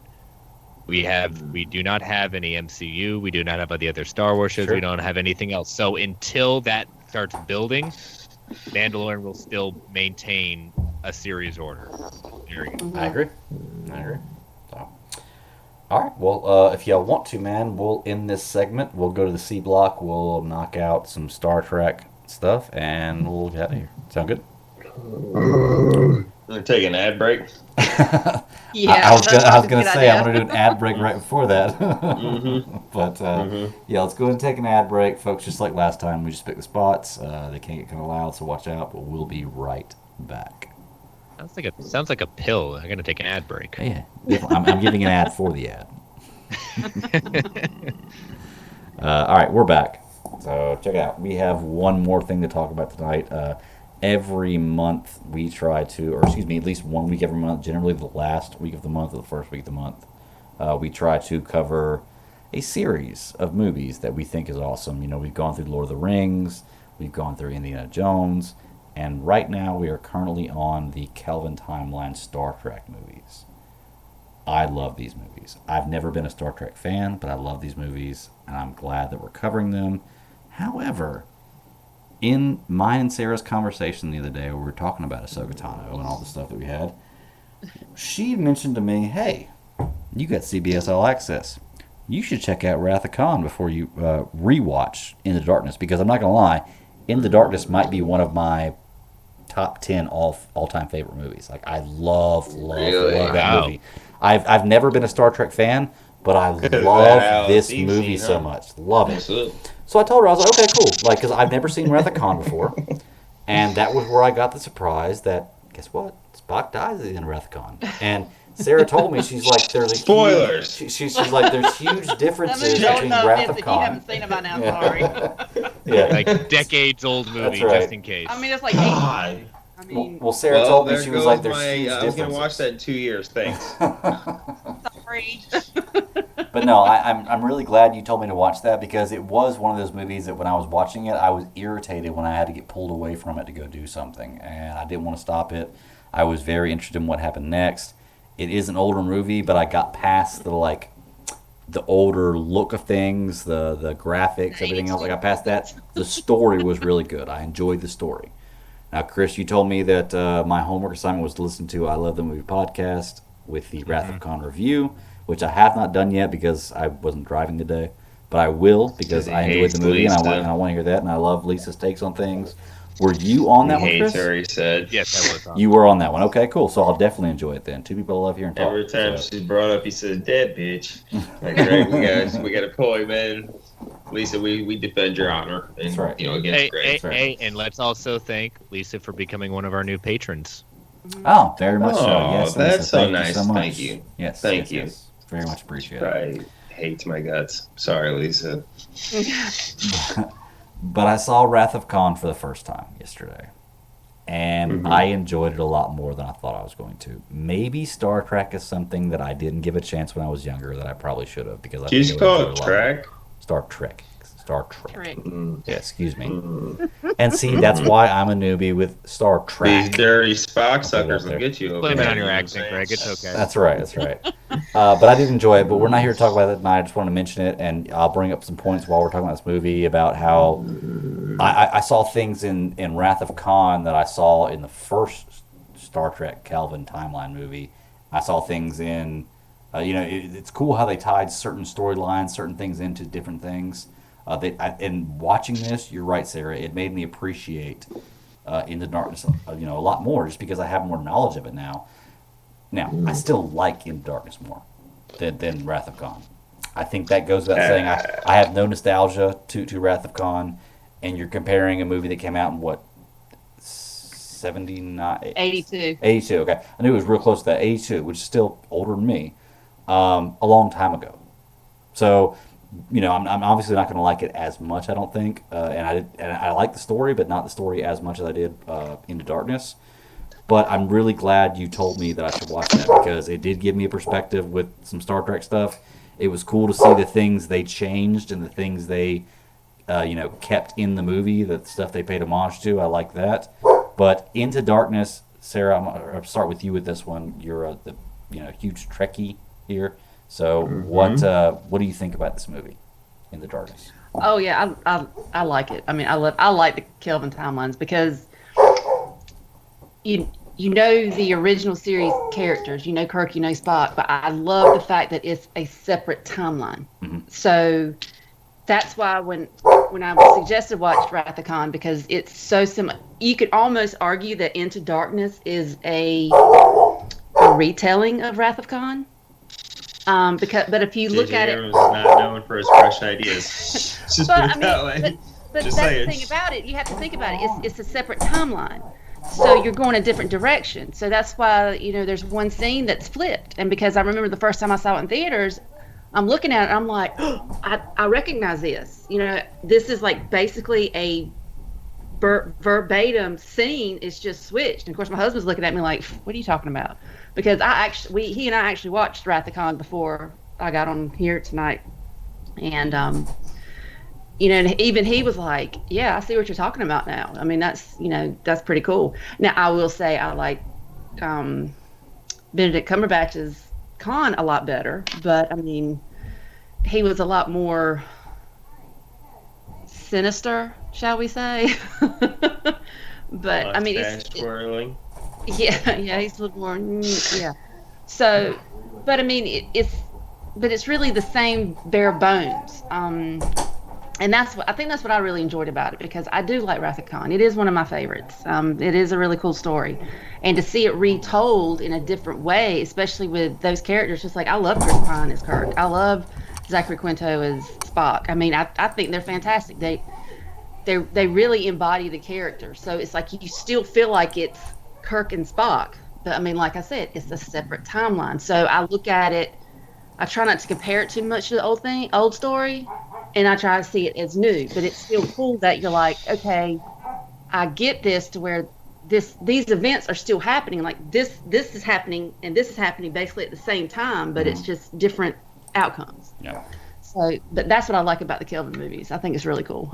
Yeah. And Scotty, oh my gosh, Simon Pegg he's fantastic. I mean, I love James Doonan because he's awesome too, but I swear I think I like Simon Pegg better. He's just so I just love him. I'm not going to lie, with the exception of Chekhov, I think I liked every character in the Calvin timeline, the actors, better than the older ones. But I could see where they were pulling that from. I could see them imitating these characters. It was really fun. I have a question, though. And Sarah, I sent you a message about it last night. I'm going to go back because I can't exactly remember. Are you talking about Savick? Yes. Savick. Okay, What is the deal with that? Because I feel like in the Calvin timeline movies, they replaced her with Kelvin. No, Uhura's still there. No, she's still there, but her role in Wrath of Khan is really small. And in Into Darkness, it's a much bigger role. Plus, wasn't Savick and Spock intimate, or they were the ones who were together in this original timeline, whereas Uhura and Spock were the ones who were together in this new one? Look at these two professionals just knowing the shit out of you right now. Not, No, that's what I'm saying. I'm a newbie to this. Not in this movie. Not in this movie. Okay. Yeah. Okay. I just don't feel like I saw Savick in the Inner Darkness very much. Did I miss that? Like, I don't really think her character was there. I mean, that was just a totally different character. That was Unto Wrath of Khan, because she was what was she, a lieutenant or something? I mean, she was like a newbie. She was the next basically, in line to be captain. because she started out with the oh gosh, I just had it, the Kobayashi Maru. Yeah, Kobayashi. Yes. And I recognized that reference. I sent you that message when I saw it. I was like, I got that reference. Exactly. Yeah. So yeah, so I mean, she's just a character in there, because I mean, they always kind of played off the Vulcans as being so Vulcans, it's like non-humans, you green-blooded non-human, blah blah blah, as Bones would say, but still.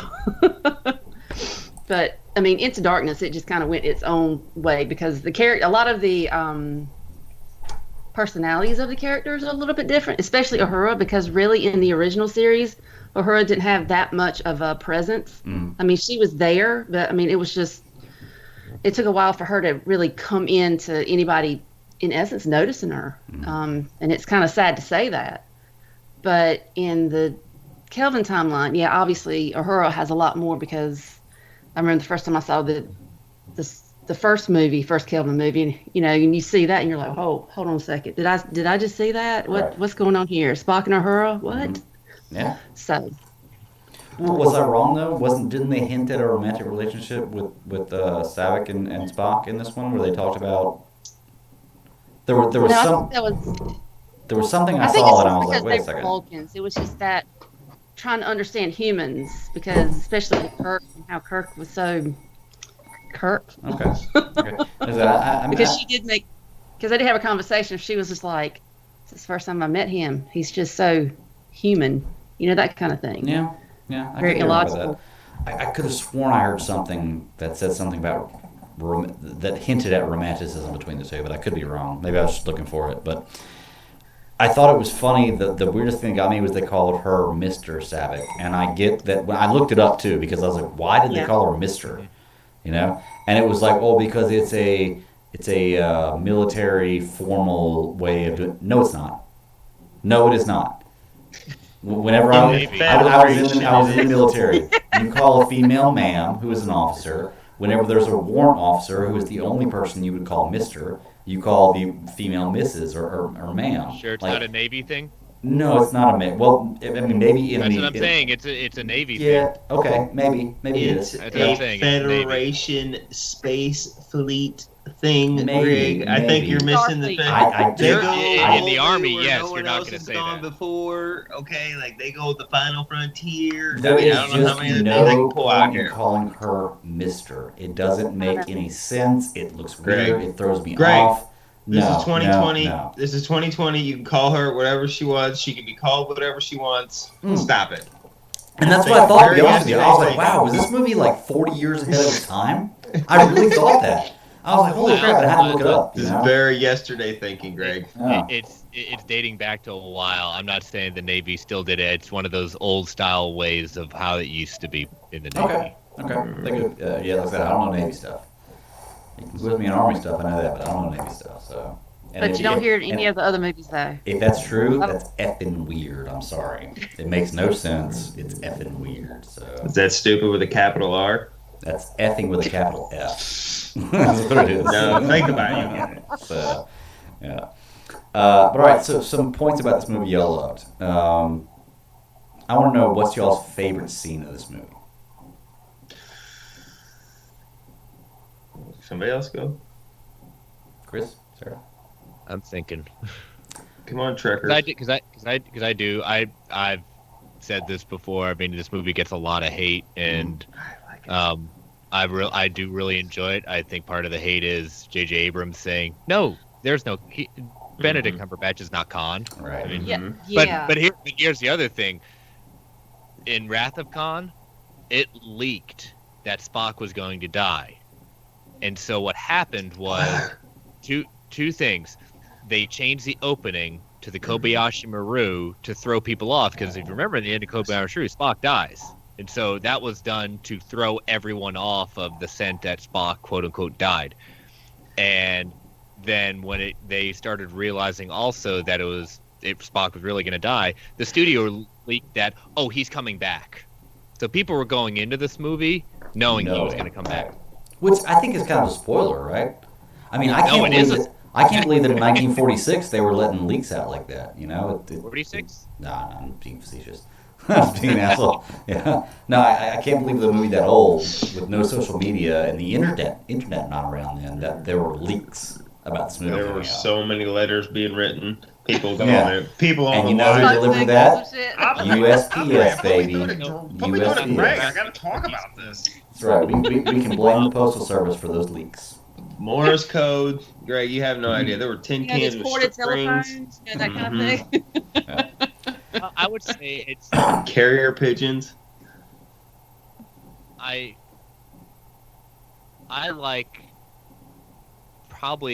love Benedict Cumberbatch. I think he did an amazing job in this movie. The revelation, his story, talking about who he is and what he's been doing, just that booming voice. It's Benedict Cumberbatch at that point. But I think the one that sent chills down my spine was when Spock called Spock and told the story, and when he asked, saying, "Did you ever fight someone named Khan?" And he said, "I told you, I was never going to tell you about the path. You make your own destiny. However, Khan Noonien Singh was one of the most deadliest enemies that the Enterprise and her crew have ever faced." And then when he said, "Did you defeat him?" Yes. At great cost. That's right. At great cost. And that's what I was looking for in Wrath of Khan. I was wondering what that great cost was going to be. Because I remember that line specifically. You're right. It's a great scene, man. And I have something to say about that, but we'll get to that later. Okay. Anybody else got one you thought of? Now, I did like when he was on the bridge of the Dreadnought class, and it's like when he was just saying what he was saying to Kirk, and it's just a menace in his face. I mean, his mouth like curled up like a Grinch. I mean, it was crazy. It was just like, I have a lot of favorite scenes, but I mean, at that point, you're just like, this dude, okay, how are you guys going to get out of this one? Because this is, this is like your own Kobayashi Maru, because I don't know if you're going to win this one. No win scenario. So, that's right. Yeah, so I mean, I think that was just, great for Cumberbatch, because he was just so, at that point, just so menacing, just like such a fantastic villain, because, it was always like, you knew he was a villain, but yet he was still trying to help, but then it was like, and it's like what Kirk said, he's like, is he helping us? He's like, no, I think we're more so helping him. So, exactly. Yeah. I do want to point out, I love that about Wrath of Khan, that when Kirk tells everybody how he defeated the Kobayashi Maru, that's the way they reenacted it in, they did the exact same thing in the Darkness, and I love they paid the respect to that, because there are things they changed, but that's cool they kept that the same. As somebody who just realized it for the first time. It's one of those that goes down in history, like that's how it should go down, right? Because it fits the personality. Right. Like, there's no way why you would change it, because it's just like that's who Kirk is. Yeah. Like you said, Kirk, he doesn't like to lose. No. He's like, I don't believe in no-win situations. That's right. I don't like to lose. Nathan, you got a favorite scene? Man, Chris kind of stole mine. Like I said, I'm not like as big a fan as these two are, but like you, Greg, I love the Kelvin timeline movies. I think they're really well done. I just like the overall character, like the whole team dynamic. They just feel kind of like I don't know, you know what I mean? Like it feels like a family from a ship, but like Chris said, I really like what Spock, and just like the seriousness he puts in his voice when he tells him, but I will tell you that he was the most deadly, or one of the most deadly villains that we, you know what I mean? And just like, and then the look on the other Spock's face when he kind of read like, oh shit, like take these words to heart. And you know what I mean? And he just like, God, what's the other scene where Kirk's just pummeling and beating the shit out of him, and he's just like staring at him, letting him hit him. He's like, you feel better, like letting him wear himself out. I'm like, oh god, like this dude's a badass. I have two scenes. One is my favorite scene to watch, like I watch it over and over, and the other one is the only one that probably makes me cry. Like I don't makes me want to cry at least. I don't cry at movies. I don't like. I feel that tug in my heart sometimes, but I don't really get. And I'll start with that. The Kirk dying scene. And now that I've seen Wrath of Khan, I see the reverse of that. And I almost felt it a little bit in Wrath of Khan watching it.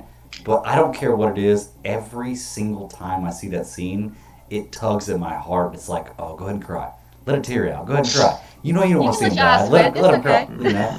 I love that scene. It's so well acted out. It's so well written. It's so well done. Just a great job on every actor, everybody who did that part. And then I love the Spock after that scene. Him fighting Khan on the little transport or taxi or whatever it is. I fucking love that scene. It's a great fight scene. And honestly, for me, I feel like that if I was in that kind of situation, that's exactly how I'd be. I don't give a fuck. I'm going in there, and I may get Nate Robinson. I really may. I may get Nate Robinson. You over the guard, but I'm going in there, and I'm throwing every fucking thing I've got at you, and I'm going to try to kill you. Or I'm going to try, and honestly, he would have killed him. You know? So well, I think Spock kind of let his human hang out a little bit. Yeah, and you know, he does still have that human side. Hang out every once in a while, right? You know? He let his human hang out a little bit. Is that slang in the Star Wars streets? He just let his human hang out. But well, because you know, because he's half human, half Vulcan, so he always fights with both sides. So, and that's what's always interesting because it seems like. Because Kirk is so emotional and he's so human, so whenever he can always pull out those emotions from Spock. Because even when you see the older Spock, you see the way he's not as closed off as he was when he was younger. So it's almost like he let his human emotions kind of ride a little bit, and I think that just came along with he and Kirk's relationship. That's why it was so interesting with the Kelvin timelines to see how their relationships. Their friendship blossomed because you knew kind of previous how Kirk and Spock got along. Right. I mean, even when you throw Bones in there as well. I think Carl Urban does a fantastic job because he really, I mean, he embodies the character. I've got one more. Good. Speaking of Bones. Go ahead.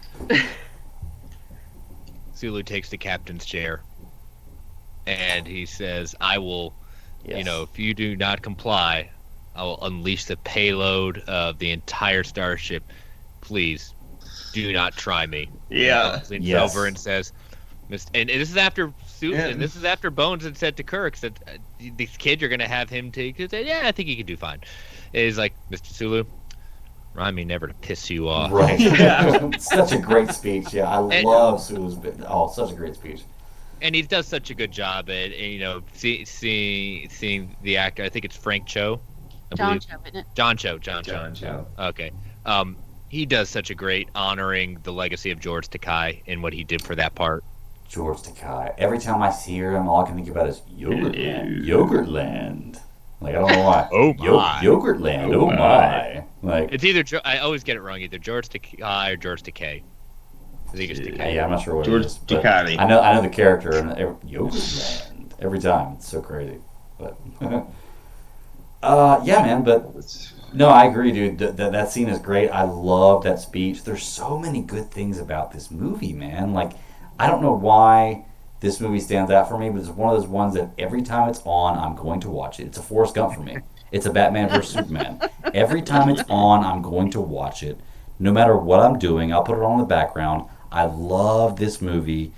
It's just. I think. I have a thing with Chris Pine. Like, I love Chris Pine as an actor, and I think that seeing like got a man crush. It may be. It may be like my Will Smith, my Tom Hanks, man crush. Like, no matter what I see him in, I love him in this. And I think he's a great actor. I think he portrayed the role really well. And once again, I didn't have a background of Star Trek and what I could compare it to, but this made me love Star Trek. Like, it really did. It made me want to watch more. It made me, like, once again, this is one of my top 10 probably favorite movies of all time. Like, I love this movie. Now, I can't say as much for the next one, which we're going to cover. I can't say as much for that. True Trek fans love that one the most. Exactly. Which is why I feel like I maybe not be a true Trek fan, but I do really love this movie. Everything about it. I'm trying to think. Even down from to the watching Wrath of Khan and seeing what is the doctor's name, the one who has the son with Kirk in Wrath of Khan. That's Carol Marcus. Carol Marcus. They just changed her part for Khan. Had a role in Into Darkness, but not the same kind of role. I thought it was cool they tied that in there like that. They just did a great job, man. I could see both of these movies and enjoy both of them for the stories that they are. And just have a good time watching. Like, love Into Darkness. It's an interesting comparison because I remember when you had said I kind of knew you'd like Into Darkness more than Khan at that point. It's two different types of movies in the sense of, and I told you it's not nostalgia per se. This is a crew that's gone through a lot when it comes to Wrath of Khan. That movie is about age, getting older. And are you still doing this? Because Kirk even tells Spock or tells McCoy, he says, we're getting this new crew. Shouldn't we? They said gallivanting around the galaxies for the young, and it's Kirk wrestling with the idea he's an admiral. He's given up the chair, and even Spock calls him out and said, that was your mistake. You should not have accepted promotion. And McCoy said it too. He says you should look into doing this because that's what you're before you get too old to do it. That's where you should be. And so you have a movie that's built with wrestling with age, death, and a whole different and a group of characters that have a lot of meaning and have gone through a lot that people know and see. And then we have the Kelvin timeline, younger crew. Haven't necessarily the characters mean something. It's not necessarily because people know of the names and things like that, so they carry some interesting weight with them, but not the same. So, but we've got younger, and so when we look at Into Darkness, it's a different type of issue. It's like the Ultimate Fantastic Four. What's that? It's like the Ultimate's version of the Fantastic Four. Yeah, I mean it's that, but Pike calls, basically Kirk out, saying like, you've somehow gotten away with everything. You somehow just skirted by it. It's like you have never faced the true no-win scenario. You have never faced death. You have never faced it where your crew is entirely on the line, and you have to figure out what the way out is. And so when you see Kirk make the sacrifice. My one problem with it is it didn't land as much for me because I didn't think they had the guts to really truly kill him. Right. So that knowing about they preluded that at the beginning of the movie with the whatever McCoy had that had the revival. The Tribble. I knew when you saw that I was like, okay, that's an Easter egg for later on in the movie. We're gonna see what happens, but yeah. But even without that, like I said, I'm sorry, they just don't have the guts to fully kill Kirk. I'm sorry, it not wasn't you're that. paying Chris Pine that money, of course not. Yeah. and even some background on Wrath of Khan. Leonard Nimoy wanted out. He wanted. Really? He was not. Yeah. Because they had already gone through the series, the television series, so you had all that. It wasn't like you just started. With the Kelvin movies, it's like that was the start.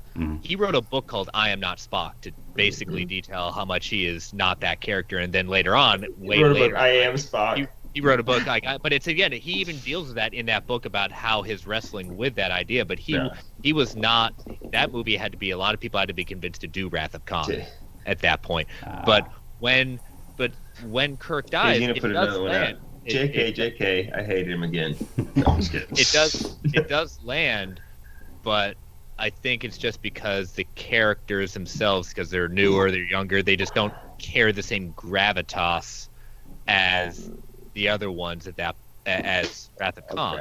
Well, I think the Kelvin timeline too, those characters, because I think that kind of does pull on nostalgia, because even though these are different. They're younger, but you still know who the character is. You know what I mean? Right.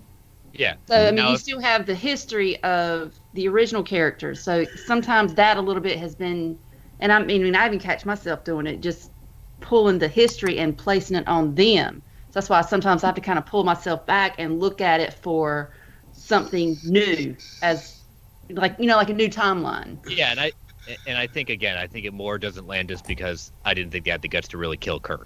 Yeah, I mean, not in a second movie. Now, if they tried to do that in the third movie, I might have bought it a little bit more than just the second movie. It's just like, you should have maybe tried to pull that one in a third movie than a second movie. Yeah. So if they would have killed Kirk in this one and like killed him, and then made the next movie The Search for Kirk, would you have been? would it have been better? No. Okay. It would have been interesting just to see. Again, I've enjoyed the Kelvin timeline. Like we said, I hate what has happened, after the movie and everything like that. So, if it was a space dinosaur instead of a space whale, would that movie be better? Well, speaking of space dinosaurs, what did you think of the Klingons? What did you think of the look of the Klingons? Because you have the ones from the Next Generation. Gotta love the little piercings. Yeah, the piercings. Okay, yeah. I'm gonna pull some old school Star Trek knowledge we have here. Oh, there we go. Worf is a Klingon, right? Yes. Nailed it. I got it. All right, I know who that character is now. Sarah's like, But that's Next Generation, right? Yep. That's Next Generation. That's 2 for 2. Nailed it again. What's so How funny you like is that? the original Nailed End it. of the show, series, everyone. Klingons- Greg's walking away. That's Greg's right. walking That's right. away. Drop the mic. In the- I'm done. In Y'all have the a great original night. series, That day what's 52. so Yeah. weird, the Klingons were like brown face. They just had the brown paint. Jeez. And so when you came to, they didn't have a whole lot of prosthetics. I mean, the best thing you had was like the Gorns and the big-headed dudes, whatever they were. And then we came to Next Generation. I mean, there has been evolution of the Klingons and what they look like. But then you go to Discovery, and they've totally changed. We're not going there those yet. Klingons. Don't ruin Into Darkness. Like We're not talking about Discovery. Well, sorry, not Discovery. Excuse me. But What's I'm the just next talking about movie? just Well, maybe, Sarah, maybe it's like Beyond. Star Wars, and Beyond, they have sorry, Jawas and they have off-world Jawas. Maybe these are just off-world Klingons. And You know what I then- mean? Yeah. It's on the Klingon homeworld. It's Kronos. yeah, exactly. So I they mean- didn't grow up on like the planet next door, where they're like, yeah, that's our cousins. They're kind of weird, but We're not talking family. about we're not talking about Romulans and Vulcans. We're not talking about them. What I'll say is I do really enjoy that flip. I said like Wrath of Khan's about age. Mhm. This is a nice little nuance in Oh, girth. real world.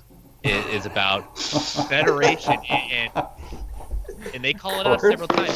So Scotty calls stupid. it out. Scotty calls it out. Spock calls it out. We're not military. Right. We're Yeah. explorers. hmm And you've got Admiral Marcus, knowing and pleading that he even says it, we're already at the war with Klingons. Yeah, we're not really, but it's going to happen. Mhm. I mean, Yeah. you even see in the models, when you watch them go by, you see the Dreadnought class. You see it right there. It's basically another Easter egg saying, hey, this is what's coming. So hold on. Yeah. And so Did- it's a really cool political thing in that sense. It's like it's a different thing. Age. This is about can we do both? Can we do diplomacy and war? What is the future of the Federation? hmm Can we be explorers and be military? Yes and no. Did Star Wars steal Dreadnought from Star Trek? I think It's just a Dreadnought class. It's a class is just of a ship. class of It's a like, type of battleship. like Okay, yeah. our I've got it. military's used, Right Dreadnought there. class. Got to look That's it up. what Yeah, it is. Dreadnought. I had to look it up. Yep.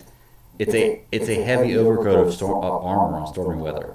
So, or a type of battleship introduced in the 20th Got century. heavy armor on a Yes. stormy day. And it's Cumberbatch saying Dreadnought class. Dreadnought. Yes, exactly. Okay. It was a badass ship. Now, it was Oh, yeah. pretty. Yeah, I mean, it was. Next to the Enterprise E. That's kind of my favorite ship. All right. All right. And you know what's funny is I was never a Star Trek fan young as I was growing up because my stepdad always told me Star Wars is way better. Star Trek is stupid. Don't watch it. So I never did. Okay. However, I used to draw spaceships, and I look at them now, like the pictures I had when I was younger, looks just like Star Trek ships. Like I used to draw all kinds of spaceships just out of my mind, and I could see them in Star Trek. I was like, okay, cool. I could have been in more Star Trek, comics or animated or whatever they have. I could have done that. Yeah, so I love drawing ships like that. But yeah, this movie, once again, it's one of my favorite movies. I don't know why. I just can watch it over and over again. It's my favorite of the three. It's 3-1-2 for, or excuse me, 2-1-3 for me. The next one is not as glorious. Spoilers. And unfortunately, the next one is the only one that I saw in theaters, because after the first two, I was like, I've got to see the third one in theaters. So upset that was the only one I saw in theaters. Okay, remember what I So said upset about that. Greg, remember what I said about Wrath of Khan being a struggle with age and being a struggle of what to do next. Go into this movie with that idea of what's next. Just I'll have to watch let it that again, settle, yeah, let that I'll settle, have to watch and it kind of again. think about that. I'm not saying it's going to completely change your opinion, but it is a way to think about this movie. Right. And the next movie's not a terrible movie. I don't hate it. It just was my different. least favorite of It's the just three. the weakest in the trilogy. Right. There's a lot going on. There was a lot going on. A lot whole going lot on. going on. Yeah. So. You got to pay attention to that one. Yeah. Oh yeah. Can't have that in the background and appreciate it. Yeah. Well, a lot of new characters introduced. Like, there's a lot of stuff that goes on in that movie that is just like, if you're not a Star Trek fan, this is where it starts to break off. Where I feel like you need to have some Star Trek knowledge into this one to know what's going on. But there's new characters in this one, right? In the next one. Well, we're gonna Yeah, talk I about the wouldn't, next I wouldn't one in a go as month. far as knowledge. I think by the third one, it's kind of like its own stuff. Okay. Yeah. It may make reference. It does make reference in Easter eggs for those of us that do know, but you don't need to know that going into it. Okay. Us filthy casuals will be just fine. That's right. That's right. Well, all right. Is there anything else y'all wanted to point out about this Into Darkness movie? I would highly recommend it for everybody. That's all I can say. I would just like to compliment the extreme beauty of Zoe Saldana because, my God, Jesus, I'm in love with that woman. On my top 5 list. Gorgeous. On my top 5 list. Yes. Like, Wow. I mean, I hate to be one of those guys who use that corny pickup line, but did it hit No. me down from heaven? You know what I'm saying? Because, God damn, that woman is gorgeous. Yeah. Woman is set for life. Avatar, Star Trek, and Oh. Guardians of the Galaxy. Oh, dude. You're done. She is in it. You could literally just do whatever you want. Independence Just from now on. Your money, retire. your checks are in the bank. She does a movie with Mark Ruffalo. I can't remember where I saw it at. It never hit theaters. It was some kind of movie. It's a romantic comedy with her and Mark Ruffalo. Nudity? I don't think so. Great movie though. Great. I can't remember the name of it. I probably should have brought it up. that. Yeah, I probably should have brought it up. But she You does a pushed movie with through. Mark Ruffalo. It's a romantic comedy. It's a great movie. I love seeing her, and I'm sure that had to do with after Guardians of the Galaxy or the whole MCU thing. They probably got together and did that. But it was a great movie. Love Zoe Saldana, man. Great actress. Love Chris Pine. Love Carl Urban. Like there are so many actors in this that I just thought were great. I don't know what they're going to do in the future about Chekhov. Oh, just It's yeah. such a tragic story, and oh my Yes. gosh. But, you know, they recasted Savick after the first movie, after Wrath of Khan, so I'm sure they recast. This you know. is different. It And is, I do it believe they is. said at the time, now granted this has been years ago, but at the time they said that they did not want to what was his name? I want to say like Anton Yelchin. Yelchin. Yeah, okay, Yelchin, yeah, like they said they didn't want to dishonor his memory or the legacy he left behind in these 3 movies, so they weren't going to do that. They would find a way to They could just introduce a new character. maybe write him out, yeah, and promote somebody or whatever. Mhm. But that's been years ago now, and things have changed. So they might come out with just be like, we don't care, or they might still stick. I don't know. I'm just saying that. I remember that being That's if they associated go with back his to death. Kelvin timeline. Great point. Great point. If they go back. Well, the whole franchise needs to get something together because even when these movies came out, they sucked at marketing. I mean, they had ample opportunity to really market these movies because which one came out around the 50th anniversary? Beyond was the most offensive. It came out at the 50th and nothing. Yeah, I mean, they Absolutely did nothing no with it. fanfare. Yeah, so I mean, it was like, okay, so I don't really know. I would love to see more. You know, I've seen, you know, we kind of discussed this, you know, a few months ago. What was it like? August maybe, or first of the year is about the last time that you really heard any discussion about August it. and the So- first of the year are way different. well, I can't remember if it was Okay. like, It was you know, like August. February. Okay. Yeah, so you know, I was trying to search to find if there's like been any talk, any discussion. I mean, I know there's one thing talking about What was it? Chris Pine and what was there? Another actor that they were trying to get the money right. Hemsworth was coming back. It was going to be a time Yeah, travel. that's right. It was going to be a time travel. Chris Right. That'd be cool. Yeah, it was those two. So it's like they were talking about like, they couldn't get the money right, and they couldn't, and there was like a script thrown out here, and there was like another one there. So I mean, there was a lot of chatter about it, but nothing ever really stuck. Right. So I mean, honestly, I don't know if it ever will.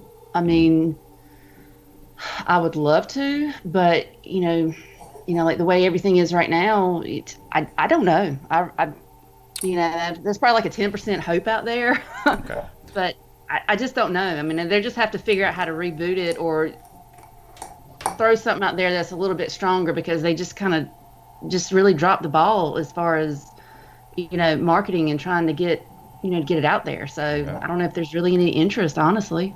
I mean, I hate to say that because it's one of my favorite franchises. Right.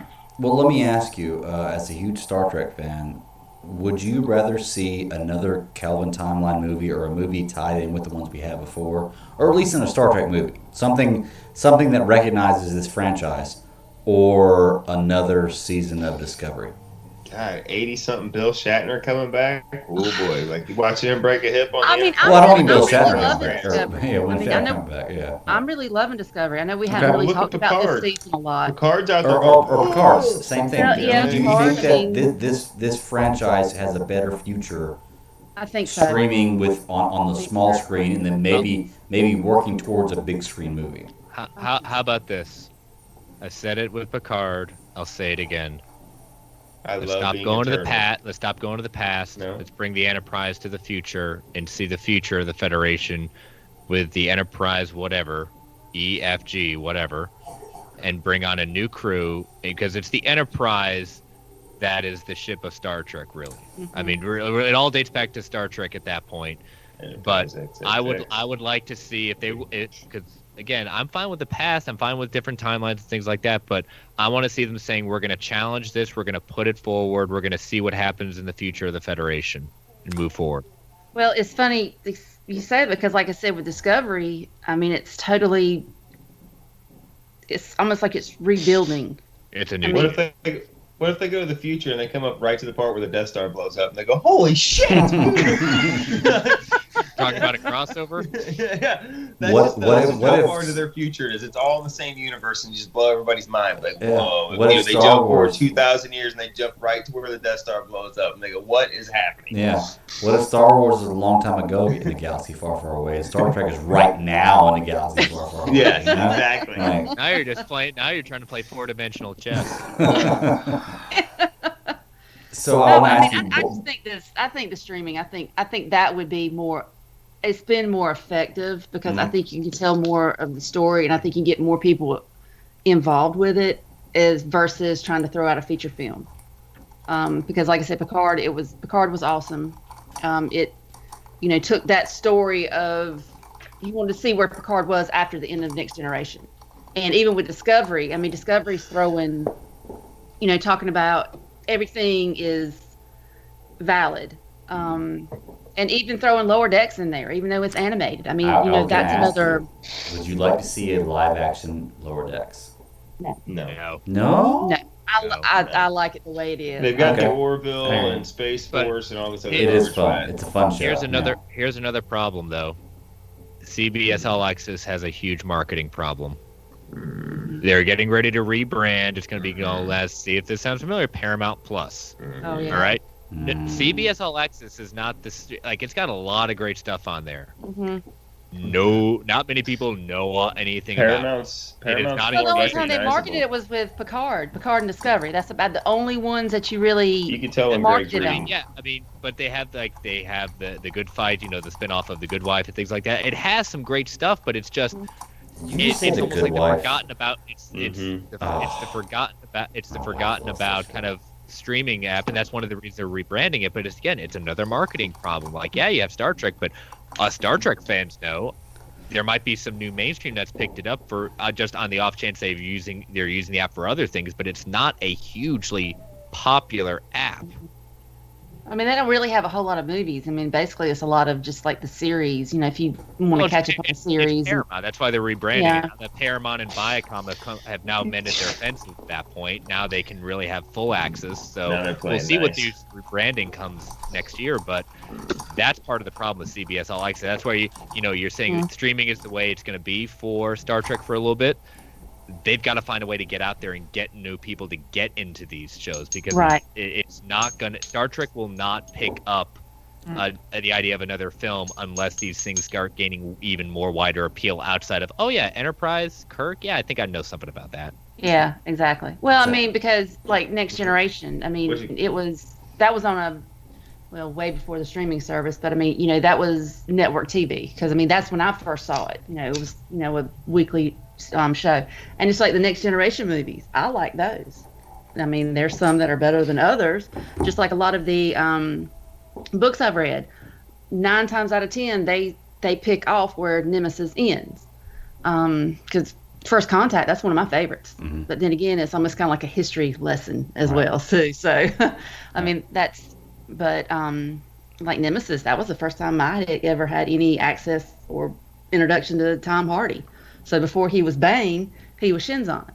So, I mean, it's, you know, those are some cool movies too, because I mean, they give a lot of, that's the next generation. That's Picard, that's Riker, that's Data and Troy, and, you know, all those, that ties into Picard. So that makes, you know, Picard makes a little more sense with that one if you don't have the, you know, the history. But I just feel like a series, whether it's CBS All Access or Paramount Plus or, you know, whatever, I just feel like that's a better platform for Star Trek to take off versus throwing a feature film or like another Kelvin film out there. Right, I agree. Even though I love the Kelvin films, I think I'd like to see a more story-driven plot that you can get from a streaming service or a show than a movie. Because, and maybe it's because the last movie I saw I was a little disappointed in. Not that I disliked it, but it just wasn't what I expected. I think I walked into the first Star Trek movie in the Calvin timeline not knowing what to expect. And the worst part about that was Eric Bana being a villain. The second movie, he's horrible in that. I'm sorry. He's horrible in that. I don't care what people say. Eric Bana is horrible in that role. I'll agree on that one. Yeah. And then the second movie I ended up loving. So the third movie I was a little, I had high expectations going in. Yeah. They were a little tempered based on what I saw, but I still enjoyed what I saw. You know, I think that this franchise could really, really. I keep wanting to say profit, but it's not profit. Could do well from having a more fleshed out TV series that's accessible to people who have more than CBS All Access. Like maybe something that, you know, younger people watch, like Netflix or Amazon Prime or even HBO Max in the future. I don't think there's a lot of kids out there raving to have CBS All Access. So I think that's part of their problem. You know? Yeah, I mean, like you said, I mean, if you don't know it's there, I mean, you know, there's just no marketing. I mean, there's just no marketing for it. So. And I think they're kind of missing the boat on that one. But I think probably once Picard starts back up next season or next year, I'm assuming they're still going to do it next year. You know, maybe you'll see a little bit more about it. You know, you still, and like I said, it's still peppered. You know, Discovery's still kind of peppered around. But I don't know. We'll just see. I mean, the world's a little different right now, so maybe things will kind of change for the better for a lot of things. That's true. We never know what's going to happen in the future. So. Yeah, absolutely. All right, yeah. Well, this is the point where I ask you: is there anything else about Into Darkness that you want to point out, talk about, or debate? Yep, I'm good. We're good? All right. So we agree it's a fantastic movie. Folks, if you haven't seen it, go check it out.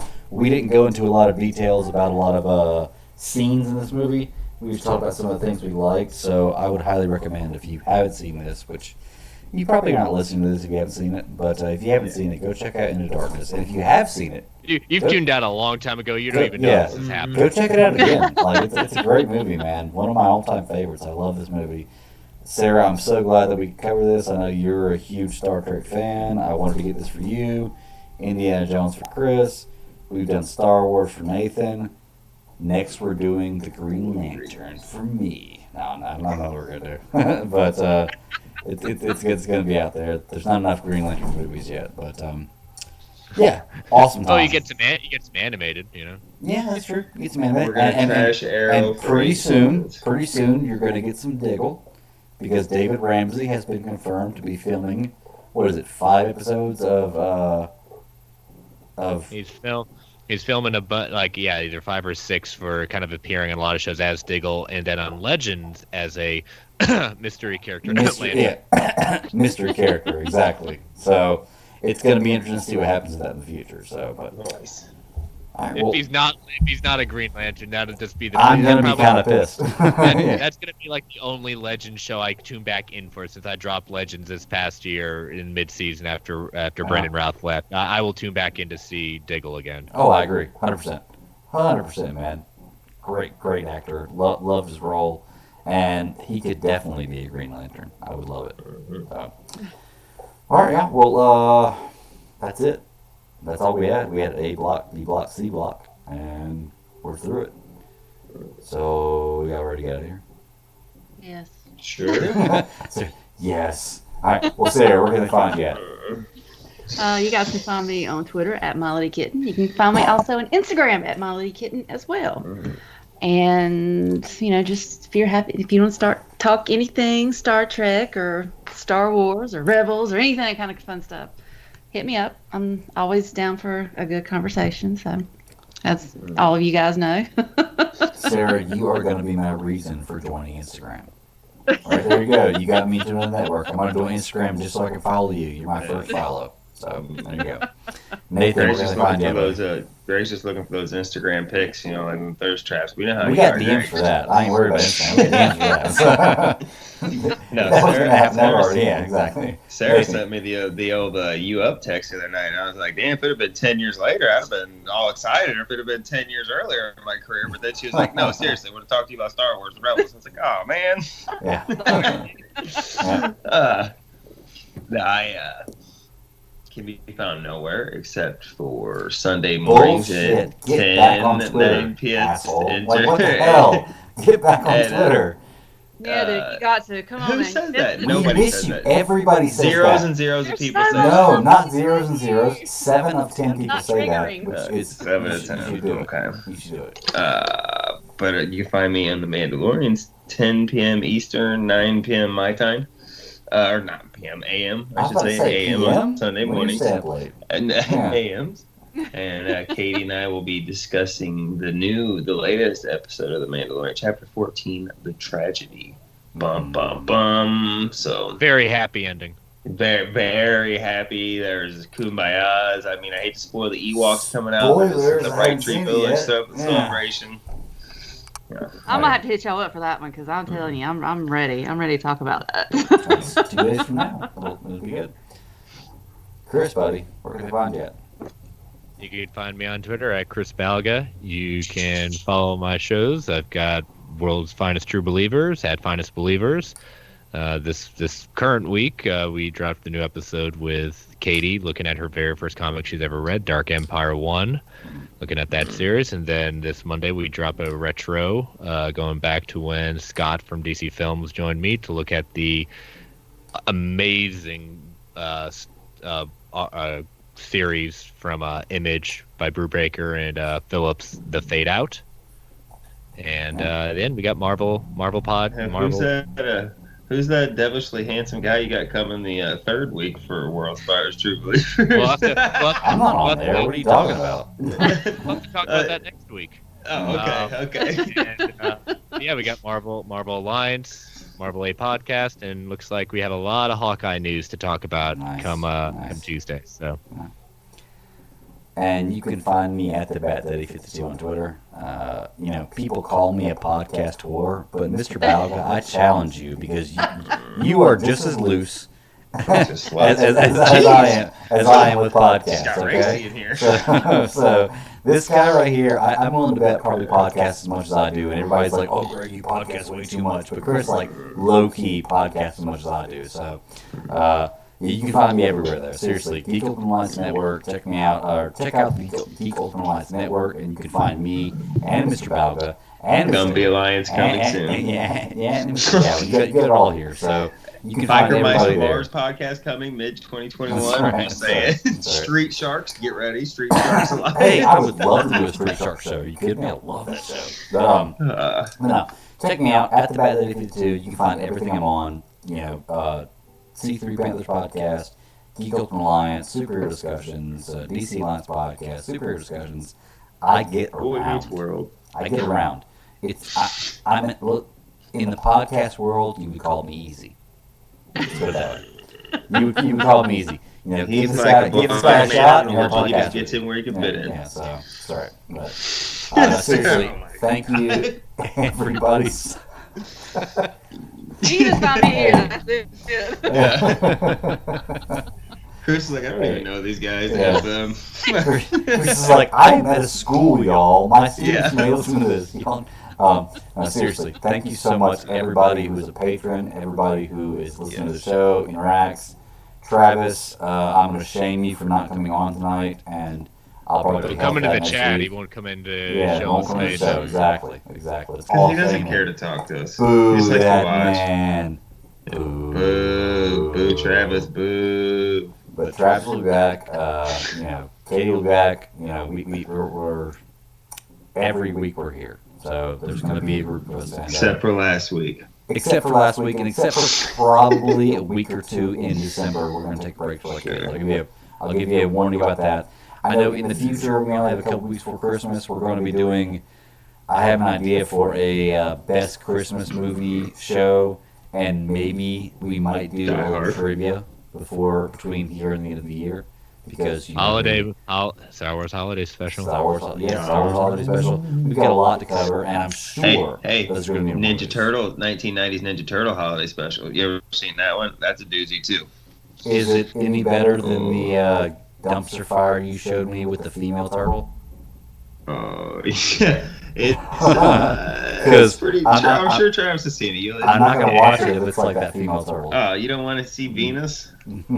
No, it's horrible. It's horrible. Anyway. All right, folks. Thank y'all so much. Seriously, it's been a great night to everybody here. I appreciate it. And until next week, keep pounding. Engage. Engage.